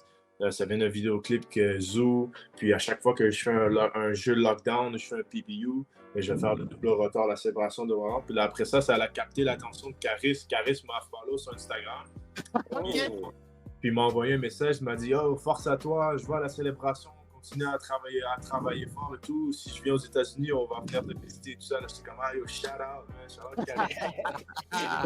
Let's go! KAA! Non, c'est incroyable. Mais ça, c'est bien. C'est pour des petites histoires aussi comme ça. C'est vachement intéressant. Je vais pas trop te garder longtemps. Le concept aussi de notre émission, c'est aussi d'analyser le côté technique et en détail de certains jeux. Donc, on a quelques clips. Puis j'aimerais juste qu'on puisse passer à travers ces jeux-là sur l'aspect un petit peu plus technique, un petit peu plus X's and O's. Comment tu as aperçu ce jeu-là? Est-ce que c'était dans ta préparation? Est-ce que c'était un jeu d'instinct? Etc. Ok, alors je vais mettre ça comme ça, si t'es ok. On est en fin de match. Vas-y, raconte un petit peu. Ouais, situation du match, ok. On gagnait. C'était 28 à 34, je pense, si je me rappelle bien. En tout cas, ça ne dérange pas les chiffres spécifiques, mais on gagnait par une possession, par un touché. Les Broncos étaient à la ligne de 50. Il restait 8 secondes, je pense. Et Russell Wilson a lancé un Hail Mary. Et ils ont complété la passe, ils ont scoré. Puis ça, il restait après 2 secondes sur le cadran. Les Broncos ont décidé d'y aller pour 2 pour gagner le match, justement. Puis ça, c'est justement le 2-point conversion ici pour arrêter le match. Ils sont dans qu'on appelle ça un condensed formation, formation condensée. Donc, moi, en tant que joueur défensif, je vois une formation condensée comme ça. Je sais déjà qu'ils vont passer la balle. Je sais déjà qu'ils vont passer la balle. Puis, s'ils vont passer la balle, ça va être, on appelle ça un mesh. Donc, ils vont avoir plein de tracés croisés. Ils vont essayer de faire s'ils ont du man-to-man, ils vont essayer de faire des tracés croisés. C'est très difficile à couvrir quand tu as du homme à homme, parce que là, tu dois naviguer à travers tout le trafic. Ou ils vont faire un tracé qui va expand, parce que si tu te rapproches en formation condensée, c'est pour expand, pour aller vers l'extérieur. Donc, il y a 2 options. Donc, on avait ici un de nos meilleurs coverage pour les formations condensées. C'était une formation zone. Donc, si ici en bas, Jerry Jeudy décide d'aller courir un tracé à l'extérieur, ben, je vais l'avoir homme à homme. Mais si Jerry Jeudy décide d'aller, le numéro 10, décide d'aller à l'intérieur pour son tracé croisé, ben là, je peux le laisser passer, puis on va passer, justement, comment je peux dire ça, ce joueur-là va aller au prochain safety. Puis moi, tu vas le pass-off. Tu vas le pass-off au suivant. Exactement. D'ailleurs, sur ce match-là, tu étais mic'd up. Hein. Ouais, j'étais mic'd up. J'ai vu. Puis je me dis justement dans le mic up, je me dis juste avant, let's go Juice, let's go make a play, let's go end the game. Là, je me parle à moi-même un peu. Là. Donc, c'est exactement ça qui est arrivé. On avait 2 options. Il y avait soit le jeu qui va expand pour aller vers l'extérieur, mais les Broncos ont décidé de faire la formation condensée puis faire croiser le mesh route. Puis ça s'est donné que c'était parfait pour notre défense. J'ai passé off Jerry Jeudy qui est à l'intérieur, puis Courtland Sutton qui est en haut, le numéro 14, a décidé de mon côté, puis j'ai pu le pick-up. On va le rouler ici, mais c'était un jeu qui était controversé. Exact, justement, parce que ici, j'ai Courtland Sutton, puis dès que la balle arrive, justement, si on est capable de mettre... Bien sûr. Là, je vois qu'il y a Courtland Sutton qui arrive, je flippe, la balle arrive. La balle est ici.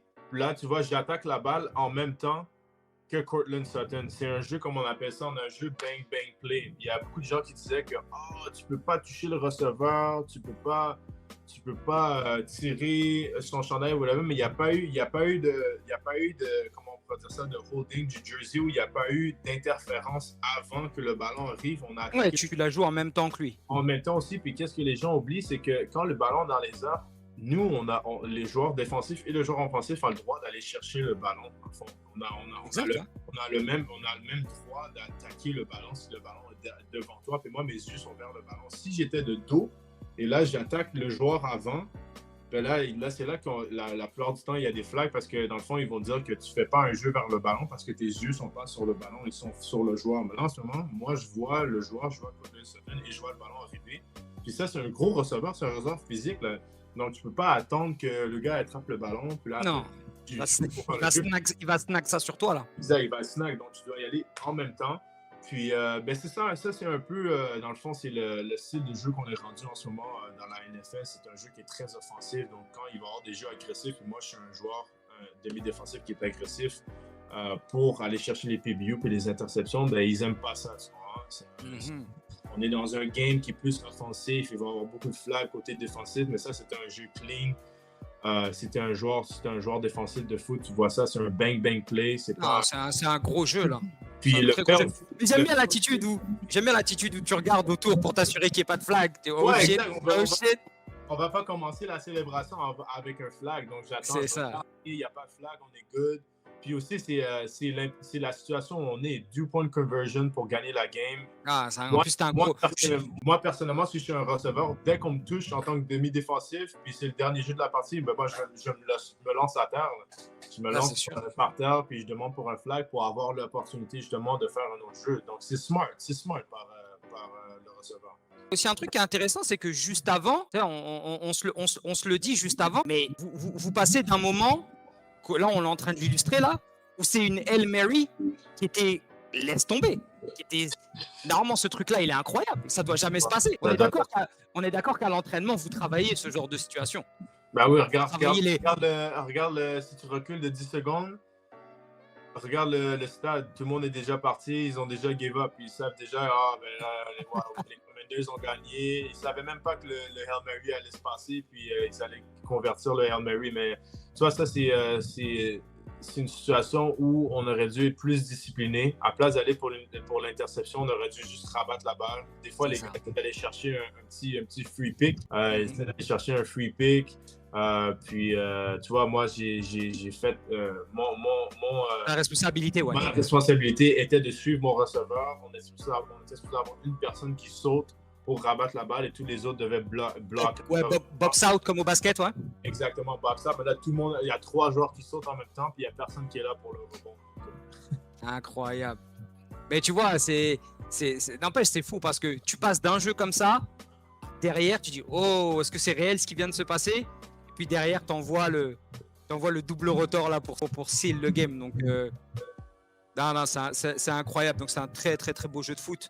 On peut passer au prochain. Ton pic contre Atlanta. Je pense que c'est 3e ou 4e essai. Là, dans le fond, qu'est-ce qui arrive? On a call un couverture 0. Donc, moi, dans ma tête, en tant que demi-défensif, couverture 0, ça veut dire qu'on va envoyer plus de joueurs défensifs qui peuvent bloquer. Donc, la balle, elle doit sortir en 2 secondes. Il y a 2 options. Il y a soit le fade ou il y a soit le slant. Mais là, j'ai vu que Drake London et Cordell Patterson, les 2 joueurs sont en formation condensée. Donc, normalement, il n'y a pas vraiment de slant qui se lance formation condensée parce que le carrière ne sait pas si le middle linebacker va blitz ou va rester dans le milieu pour protéger le slant. Normalement, moi, je me suis dit, je vais jouer à l'extérieur heavy, je vais jouer plus vers l'extérieur parce que ça va être un route qui va finir vers l'extérieur, soit un fade ou soit un corner, ce que Drake London a couru. Puis comme tu vas voir quand tu vas press play, on a envoyé une couverture 0, donc le carrière, Desmond Ridder, a seulement 2 secondes pour lancer le ballon. Moi, j'ai gardé mes yeux sur le carrière parce que je savais que le ballon devait sortir vite.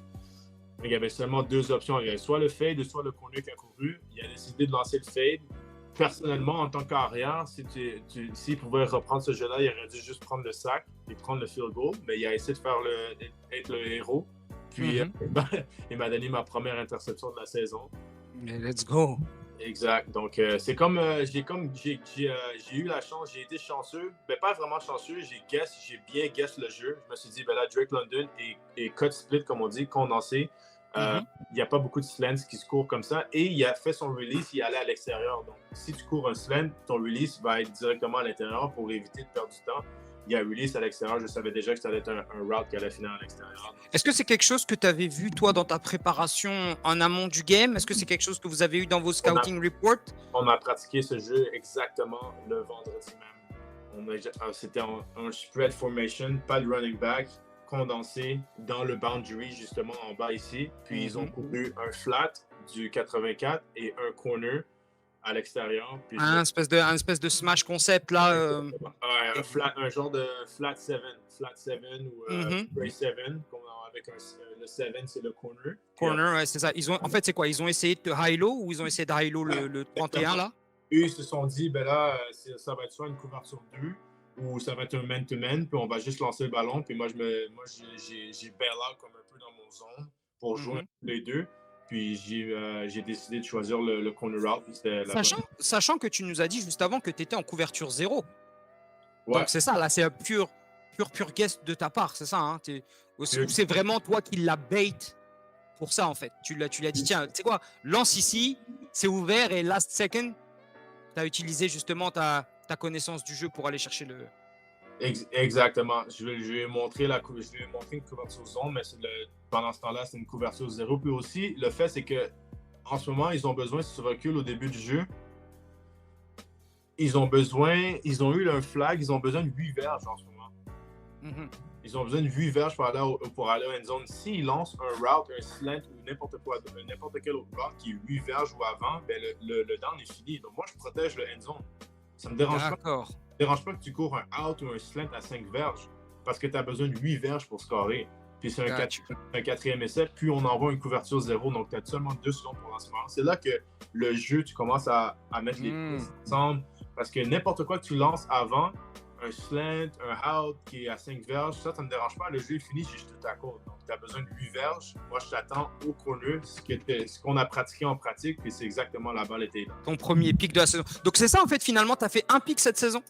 Ouais. Un pick cette saison. Est-ce que tu en as échappé quelques-uns? Non, j'ai pas échappé de pick, mais j'ai eu 3 picks qui ont été rappelés pour des pénalités en 2022. Il y a eu le pick contre Justin Jefferson, le pick 6, qu'ils ont dit holding. Après, il y a eu un pick contre Dallas, qu'un de mes joueurs a fait un holding. Puis il y a eu un autre pick avant ça, que je pense qu'il a touché à terre. Donc j'ai été vraiment malchanceux. Donc cette interception-là, ça fait du bien. Vraiment, ça fait du bien. Ça libère. Ça libère. Et en plus de ça, tu sais, c'est l'appétit vient en mangeant. Donc plus tu prends des pics et des gros jeux comme ça, plus tu te dis ok, let's go, maintenant là je suis en train de m'affirmer comme en plus, sur cette même série-là, juste avant, dans la même série, ils avaient commencé à leur ligne de 20. Ils ont lancé un fade ball à Drake London. On a sauté ensemble. J'ai arraché le ballon de ses mains pour l'interception. On est tombé à terre. Puis là, j'avais le ballon dans mes mains et Drake London avait le ballon dans les mains. Mais dans la NFL, quand il y a on appelle ça un 50-50 ball, comme ça, les chances de deux côtés, ils donnent toujours le ballon à l'offense. Là, mes coachs, ils étaient comme, ben non, impossible. Benjamin a le ballon dans les mains, il a fait l'interception. Ils ont dit, non, ball, offense, catch. Là, j'étais comme, wow, je suis vraiment malchanceux comme ça. J'ai sauté, j'ai arraché le ballon de ses mains, j'ai le ballon dans mes mains. Là, priorité à l'offense, ouais. Priorité à l'offense, justement. Puis là, après, plus tard dans la série, j'ai fini avec une interception. Yes. T'as un gros jeu aussi contre les Rams. Bon, comme ça, je garderai ça. Ton match-up le plus dur que tu as eu à jouer de la saison, tu dirais que c'est qui? Cette année, c'était probablement CeeDee Lamb. Des Cowboys, ouais, parce que CeeDee, les Cowboys l'utilisent vraiment bien en offense. Ils bougent sur plusieurs positions à l'intérieur, dans le slot, à l'extérieur, comme ex-receiver, comme Y. Ils le mettent dans des bunch routes, dans des stacks. Donc, tu n'as pas toujours l'opportunité de le jam, de mettre tes mains, puis comme on dit, de disrupt son route. Puis ils le mettent dans des bonnes positions, justement, pour faire des jeux. Puis il est très, très bon après le catch, quand il y a le ballon pour faire justement pour break des tackles, pour aller chercher plus de verges. CeeDee Lamb est vraiment bon. Donc je dirais, cette année, c'était mon match-up le plus difficile. Est-ce que ça fait partie de ces games-là où on t'a dit, ok, tu dois lockdown CeeDee Lamb là tout le game, ou ouais, ok, ça fait partie de ce genre ouais, exact. Donc la plupart du temps, je le suivais. Puis quand il y avait des jeux de mon côté, normalement, il me laissait en man-to-man avec lui. Ouais, donc ça veut dire que tu avais quand même des grosses responsabilités. Il y avait toujours les match-ups les plus difficiles. Donc c'est là que j'ai eu la chance d'avoir mes 17 passes rabattues, parce qu'un carrière de notre équipe a toujours donné la chance à son receveur numéro 1 d'aller faire des jeux. Donc justement de rabattre plusieurs balles. Bon, et là, on est en zone. Il n'y a pas vraiment, c'est une formation qui est très basic pour les Rams. Il n'y a pas vraiment trop d'informations. J'ai le receveur en bas ici en cut split à l'intérieur des numéros. Donc, je m'attends un peu que son route soit vers l'intérieur, quelque chose qui break en inside, un post, un slant. Mais là, je pense qu'il y a eu une motion de Cooper Kupp. qui va arriver du côté strong, du côté du field. Exactement. Il y a eu un motion, donc là, j'ai back out parce que je dois lire les deux receveurs. Je dois lire, savoir lequel qui va aller vertical. Mais là, je garde mes yeux quand même sur le quart arrière. Justement, je garde mes yeux sur le quart arrière parce que je vois que les O-line, tu vois, normalement, c'est pas normal que les O-line soient déjà rendus au niveau des linebackers. Dès que tu vois ça, ben là, ça dit alerte, c'est un screen. Parce qu'il ne peut pas passer le ballon downfield, comme on dit. Ça va être une pénalité si les joueurs offensifs sont déjà rendus ils ont déjà au-delà de la zone neutre. Ouais. La zone neutre et la ligne de mêlée, justement. Donc, dès que j'ai vu les O-line sortir, dès que j'ai vu les O-line commencer à être au niveau de la linebacker, ben, je suis descendu en toute vitesse. Je savais que ça allait être un screen parce que je veux justement réduire l'espace en moi et le running back pour rendre mon tackle le plus facile possible. Mais en tant que demi-défensif, en tant que corner, j'ai pas vraiment. Tu sais, moi, pour rester franc, pour garder, j'ai pas vraiment envie de tackle des running backs. Ça, c'est pas mon job, c'est pas mon travail. Si j'ai besoin de tackle un running back, ben, je vais le chop dans ses jambes. Mais c'est pas vraiment sur ma liste de responsabilités. Moi, c'est pour couvrir de receveurs. Donc, quand j'arrive pour tackle un running back, je vais toujours pour le ballon parce que je me dis, il y a plus de chances qu'il fumble la balle. Puis si on est capable de recouvrir la balle, ben, c'est un turnover. Le turnover, on va toujours prendre le turnover à la place d'un tackle. Donc, c'est sûr. À ce moment-là, parce que, excuse-moi, tu es rentré dans un détail technique et tu as parlé de cut split. Pour les gens qui n'ont pas nécessairement le knowledge, qu'est-ce que c'est cut split? C'est quoi, toi, ton indicateur? C'est quoi? On ne va pas nécessairement rentrer dans les détails deep du playbook, mais tu as dit, quand le gars arrive en motion, tu dois analyser les deux. Comment ça se prépare, ça? Comment tu là, en ce moment, on est en cover 3, on est en couverture 3. Dans le fond, on a deux options ici. Vu qu'il y a un receveur, je suis en couverture en man-to-man. Mais là, quand je vois de mon coin de l'œil, je vois Cooper Kupp qui arrive en motion pour mettre deux receveurs de mon côté. Mais là, je dois split ces deux receveurs-là. Je deviens un cover 3 corner. Donc là, ma responsabilité est plus en homme à homme. Je suis rendu dans le deep. Donc, j'ai le tiers du c'est pas qu'on appelle ça le cover 3, j'ai le tiers du football field deep. Donc, je dois regarder les deux tracés. OK, qu'est-ce que le numéro 15 qui est en bas va courir, puis qu'est-ce que Cooper Kupp va courir. Puis la plupart du temps, quand il y a un motion comme ça, puis la balle est snap, puis Cooper Kupp continue à courir vers l'extérieur, c'est Cooper Kupp qui va courir le tracé le plus profond et le numéro 15 va seulement être là pour attirer ton attention, justement pour te garder l'eau, puis à garder le tracé qui va vertical. Puis qu'est-ce qui est fou, c'est que j'ai fait un jeu sur ça. J'ai fait un beau jeu sur ça, mais plus tard en partie, ils ont couru le même route et Cooper Kupp a scoré parce qu'on n'a pas échangé. Moi et le safety, on n'a pas échangé. OK. C'est là que ça devient. La NFL est vraiment smart. Ils ont vu ce jeu-là. Ils ont dit, OK, mais là, les deux, le safety et Saint-Just sont arrivés agressifs. Ils ont vu ici, là. Ils ont dit, OK. Exactement. Ils ont vu qu'ils n'ont pas pass-off. Fait que là, on devait garder nos yeux sur ces deux receveurs-là parce que quand tu pars du homme à homme en couverture 3, il faut que tu t'assures que tu aies les deux receveurs en vision, là, dans ton champ de vision. Justement parce que tu es le joueur le plus profond en couverture 3. Donc là, le coordonnateur offensif a vu ça. Il a attendu un peu. Il a call le jeu, je pense, au troisième quart, la fin du troisième quart, puis ils ont eu la chance de scorer. Donc on a dû s'appuyer sur ça, tu vois. Donc, mais en tout cas, c'est ça. Là, tu t'es dit, OK, je vais pour la balle. Et derrière, tu as la quick célébration, là. Mais c'est tight à ce moment-là de te dire, oh shit, vu comment t'es lancé de. Mais tu sais, en fait, c'est ça, t'étais pas sûr que ton gars avait la balle, tu vois. Mais là, tu pensais que ton gars, il l'avait là. Exactement. Je suis arrivé ici, j'ai breakdown, j'ai tapé la balle. Là, il l'a dans ses mains. Là, je me dis, OK, ben, le jeu est terminé parce qu'il y a un joueur des Rams qui touche Cameron Curl, numéro 31. Donc, dès qu'un joueur de l'autre équipe te touche au sol, le jeu est terminé. Et, mais là, j'ai vu la balle sortir de ses mains. Je me suis dit, oh! c'était too early, mais on a fini avec la balle. Yes. Et c'est ça, parce qu'on en parlait nous dans l'épisode, je crois dans notre premier épisode là de Red Zone Chronicle. Et en France, on a un peu le même jeu et on a un joueur en fait qui, au lieu, parce que je sais pas comment, est-ce que vous avez des drills, soit pendant les training camps, soit pendant vos EDDs, de comment recouvrer un fumble? Bah oui, c'est toujours. Tu te lances, comme on dit, tu te lances pas sur le ballon parce que c'est comme un œuf. Il va glisser de n'importe quel trou que tu as ici, que ce soit en dessous de tes bras, dans tes jambes ou n'importe quoi. Tu te lances jamais sur un ballon. Si tu vas toujours avec tes mains, puis tu te lances sur le côté pour le rattraper. C'est ça. C'est exactement ça. Quand tu as le ballon, il y a tellement de fois des situations où il y a l'autre équipe avait le ballon comme ça, mais les arbitres sont pas capables de voir qui a le ballon. Puis là, ils se font arracher le ballon en dessous de la pile.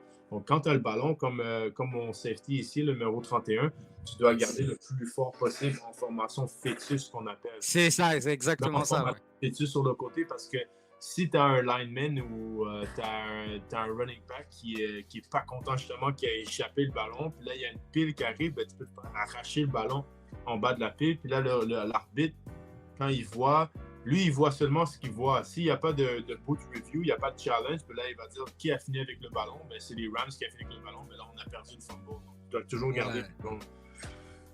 C'est ça. Mais ça, en tout cas, c'est un big play, là, ce que tu viens de... Ouais. Ce que tu viens de faire. Est-ce qu'on le voit peut-être mieux sur le tight view là au niveau de ton breakdown? Ouais. Hop, tu vois le screen. Descends le plus vite possible. Breakdown. T'es en bonne position. Hein. Même ici, t'es en bonne position pour tackle hein, au niveau de la hanche.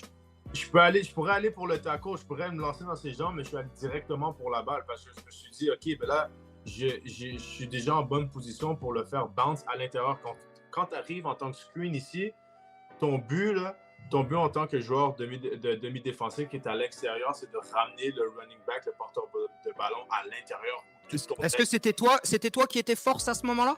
Exactement, c'est moi qui est force parce que c'est moi qui est à l'extérieur. Donc, j'ai mes linebackers, j'ai mes safeties qui sont tous à l'intérieur. Donc, oui, j'aurais pu aller pour le tackle, mais je me suis dit, OK, ben, il y a tous mes coéquipiers qui sont à l'intérieur. Tous mes gars inside. Exactement, donc je suis allé pour la balle. Puis, high risk, high reward. Let's go. Si ça ne fonctionnait pas, peut-être qu'il y aurait eu le porteur de ballon, aurait eu peut-être 10 verges de plus sur le screen. Mais ça a fonctionné, puis il a échappé le ballon, puis on a eu le turnover. So. Hey, no risk it, no biscuit. Exactement. D'ailleurs, comment elles sont les rivalités NFC East là? Eagles, Cowboys, comment vous les sentez ces games-là? C'est big. Est-ce que c'est des gros trucs?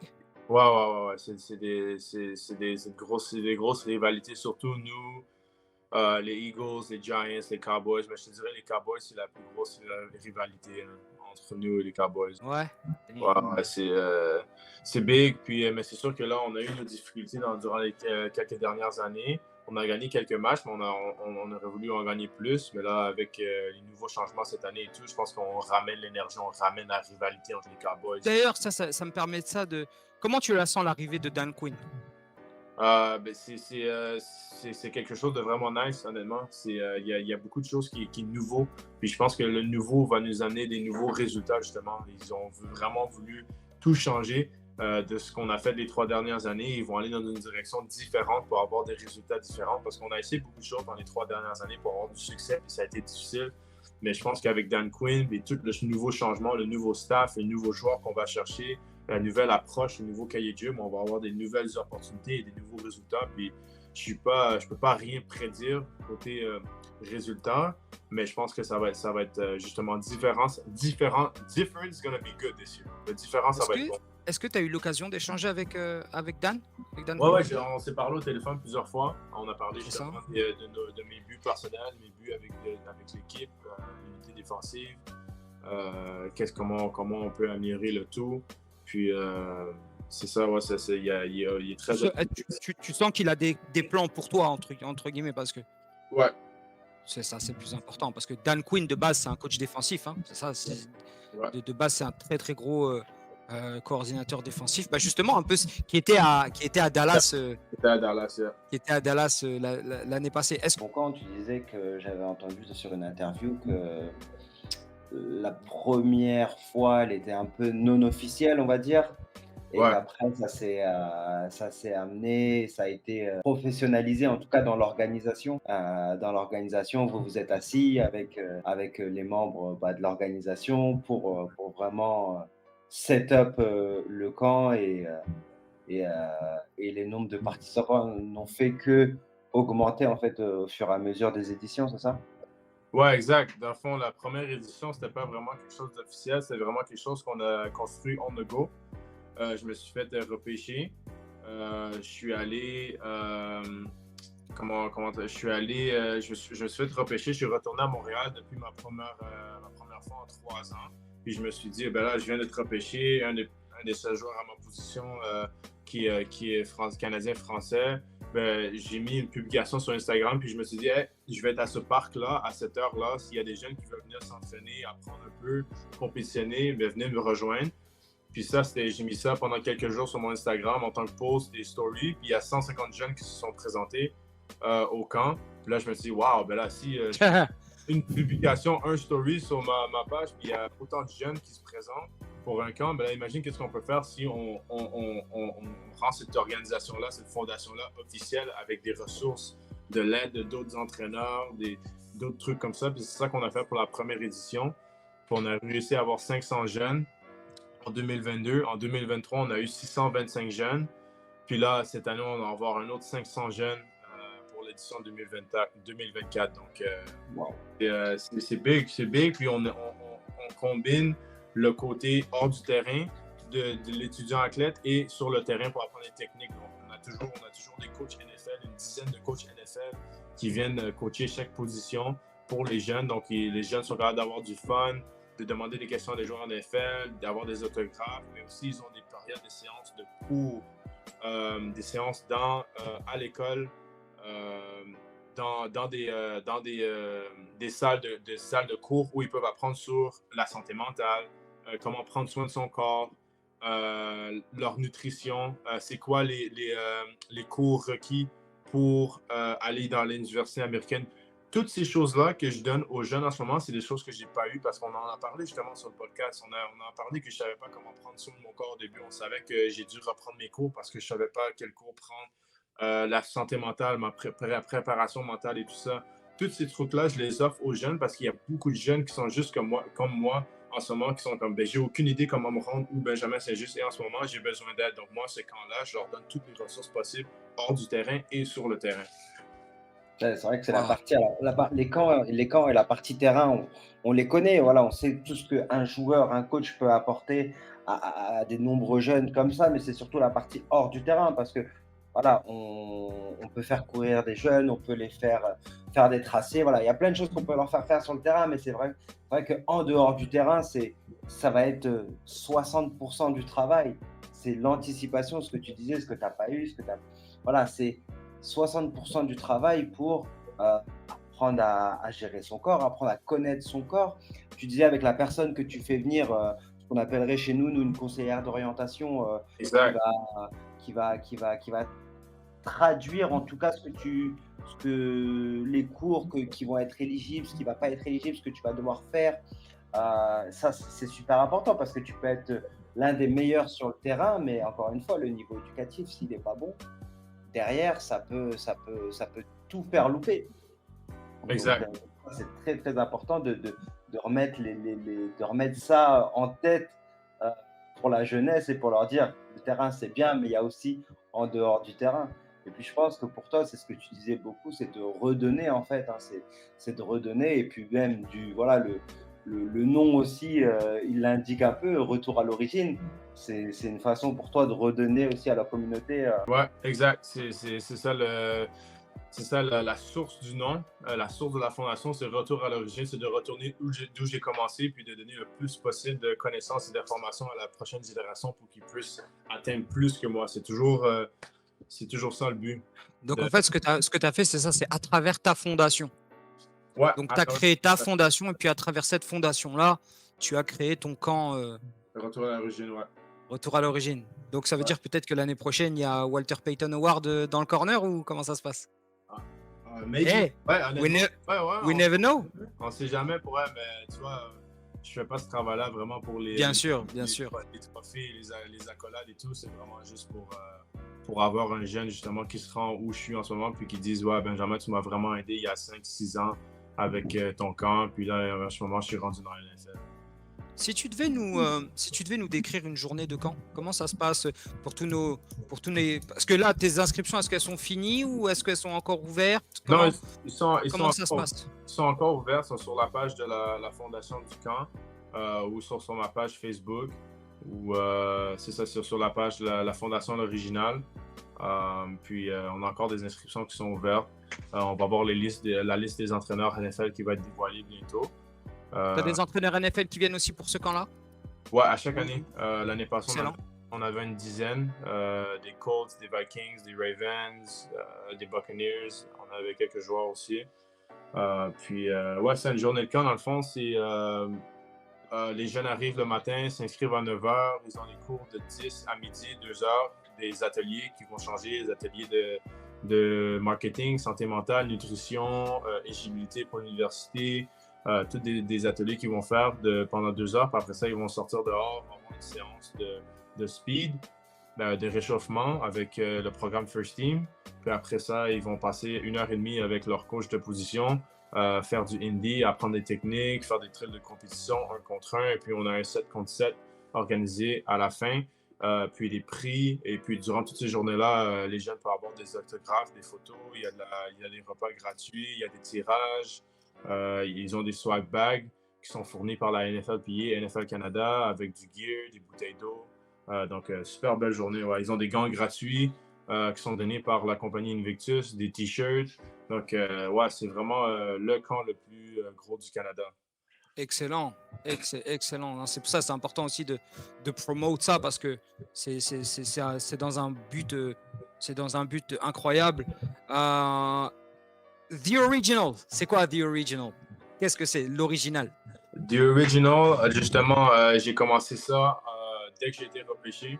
J'ai toujours été un gars. Ça, c'est une division. Ça fait en dessous du parapluie de The Original, mais il y a la fondation avec le camp Retour à l'origine, puis il y a The Original Brand qui est vraiment du côté fashion, vêtements et tout ça. Puis The Original, j'ai commencé ça en 2021 quand j'ai été repêché. J'ai toujours été quelqu'un qui a eu un bon sens de fashion. J'aime le fashion, j'aime m'habiller, j'aime les vêtements et tout ça. Puis je me suis toujours dit, ben là, pourquoi pas me créer mon propre brand, puis avoir mes propres vêtements. J'ai connecté avec Rémi. Rémi qui vient de France. Avec qui on avait entretenu, qui est un designer et un graphiste. Ouais. Il était parti s'installer sur Montréal il y a quelques années. Ouais. Exact, de Lyon. Et puis là, il a travaillé un peu à New York, à Montréal. On a connecté ensemble. Rémi m'aide avec les designs et tout. Puis après ça, on design ça ensemble. On fabrique les vêtements. Puis c'est vraiment une marque spécifique pour... c'est pour tout le monde, mais c'est vraiment mettre en valeur le joueur de foot. Il y a beaucoup de marques qui sont pour des marques de basket, pour des marques de golf, pour des marques de tout ça. Mais là, ça, c'est un lifestyle football pour les joueurs de foot. Dans le fond, tu es stylé, tu es confortable, tu as ton hoodie, tu as tes sweatpants, tu as ton tee, tu as ta casquette, ton tracksuit. C'est des trucs que tu peux mettre on a daily basis, on everyday. Mais c'est vraiment stylé, c'est vraiment orienté sur le côté du foot. Puis on a vu qu'il y avait un marché qui n'était pas vraiment exploité. Puis on s'est dit, ben là, on est les candidats parfaits pour ça. Puis c'est ça, The Original. C'est un mix un peu de notre culture française et anglaise. La partie anglophone, original, l'original. Puis le slogan, c'est You Design Yourself, dans le fond. C'est You Design Yourself, tu t'es créé toi-même. La manière que tu es, c'est toi comme ça. Don't die a copy. Don't try to be like somebody else. Essaie pas d'être comme quelqu'un d'autre. Essaie pas de copier quelqu'un d'autre. Tu t'es design toi-même. Reste toi-même. Ne meurs pas une copie. Donc, stay original. Let's go. Non, mais en tout cas, c'était incroyable. Je pense que c'est le mot de la fin. Je remets juste ici tes réseaux si vous voulez suivre Ben. Bien évidemment, son TikTok ici, IG, Instagram. On parlait de fashion justement. Look at my boy swag. Yeah. Fashion Week. Yeah. Paris la Fashion Week. Paris Fashion Week. Yeah. On retrouve les chaussettes, The Original. Madame Saint-Just à qui on passe le salam. Twitter, si jamais vous voulez retrouver Ben sur Twitter, Et puis, bien évidemment, ici, vous avez sa page, Pensight. Vous allez pouvoir retrouver tous ces réseaux. Chaîne Twitch, oui, si de temps en temps, il est connecté pour envoyer quelques frags là, sur Warzone ou des choses comme ça. Là. Et pour finir, ta préparation, ça va, tout se passe bien là? T'es où? En ce moment, tu es en Floride? Tu te prépares en Floride? Ouais, je suis en Floride en ce moment, du côté ouest de la côte ouest de l'État de la Floride, Fort Myers. Je m'entraîne à un facility qui s'appelle X3 Performance. Ils entraînent chaque année, ils entraînent une vingtaine de joueurs pour le combine, pour le NFL Draft. Puis je m'entraîne avec les coachs ici, on fait de la vitesse, on fait de salle muscu, on fait du DB training, on a pas mal de tout, nutrition aussi. Donc on taffe fort à chaque jour pour une bonne saison, une bonne 4e saison, aller chercher le gros deuxième contrat. Excellent. Et tu restes là-bas combien de temps? C'est prévu, tu passes combien de temps là-bas avant de repartir? Je vais retourner à DC au début avril pour les OTAs, puis après ça, je vais revenir ici vers le mois de juin pour m'entraîner. Je vais m'entraîner aussi au mois de juillet à Montréal, juste avant le camp. Je vais m'entraîner avec quelques entraîneurs là, amener mon casque de foot et tout, commencer à me mettre dans le vibe. Dans le bain, ouais, bien sûr. Du training camp, puis après ça, let's go. Let's go. Ben, en tout cas, qu'est-ce qu'on peut te souhaiter? Qu'est-ce qu'on peut souhaiter à Benjamin Saint-Just pour la saison qui arrive, je sais pas si en tout cas après tu me diras si on peut le dire ou pas, mais pour le bébé qui arrive, qu'est-ce qu'on peut te souhaiter? Qu'est-ce que nous on peut pour les auditeurs te souhaiter pour toi de bon pour 2024-2025? Je suis un homme très simple. Pour moi, vous pouvez me souhaiter la santé. Santé sur le terrain, santé pour le bébé, santé pour la famille, les amis, garder la santé, avoir des beaux moments, avoir du fun, être heureux justement avec mes amis, ma famille, mes coéquipiers, tout ça. Puis beaucoup d'interceptions. C'est ce qui va ramener le cash. Exactement, man. Bring it in. Play good, you play good, they pay good. Yeah, Dion, il n'a pas menti. On veut beaucoup de célébrations à la Caris. Ouais, on veut voir beaucoup de double rotor. Mais en tout cas, merci beaucoup Ben, pour ton temps. C'est vraiment incroyable. Ça a duré plus de temps que prévu. Je suis désolé si je t'ai retenu un petit peu plus de temps, mais franchement, merci beaucoup. Merci à toi. Ça me fait vraiment plaisir de pouvoir d'échanger avec toi, de pouvoir mettre en lumière. Et t'as pas besoin de notre lumière, mais nous, que ça nous permette de reposter et de montrer aussi aux gens que tout est possible, que the highs and the lows, c'est toujours ça la vie, bumps on the roads, et tu peux tomber 10 fois, tant que tu arrives à te relever 11, c'est le plus important. Donc merci pour ça, merci beaucoup Ben, encore merci à toi mon gars, c'était vraiment incroyable comme épisode. Avec plaisir, merci encore pour l'invitation, it was nice to catch up again, de reconnecter un peu virtuellement, mais on va se revoir bientôt. Bien sûr.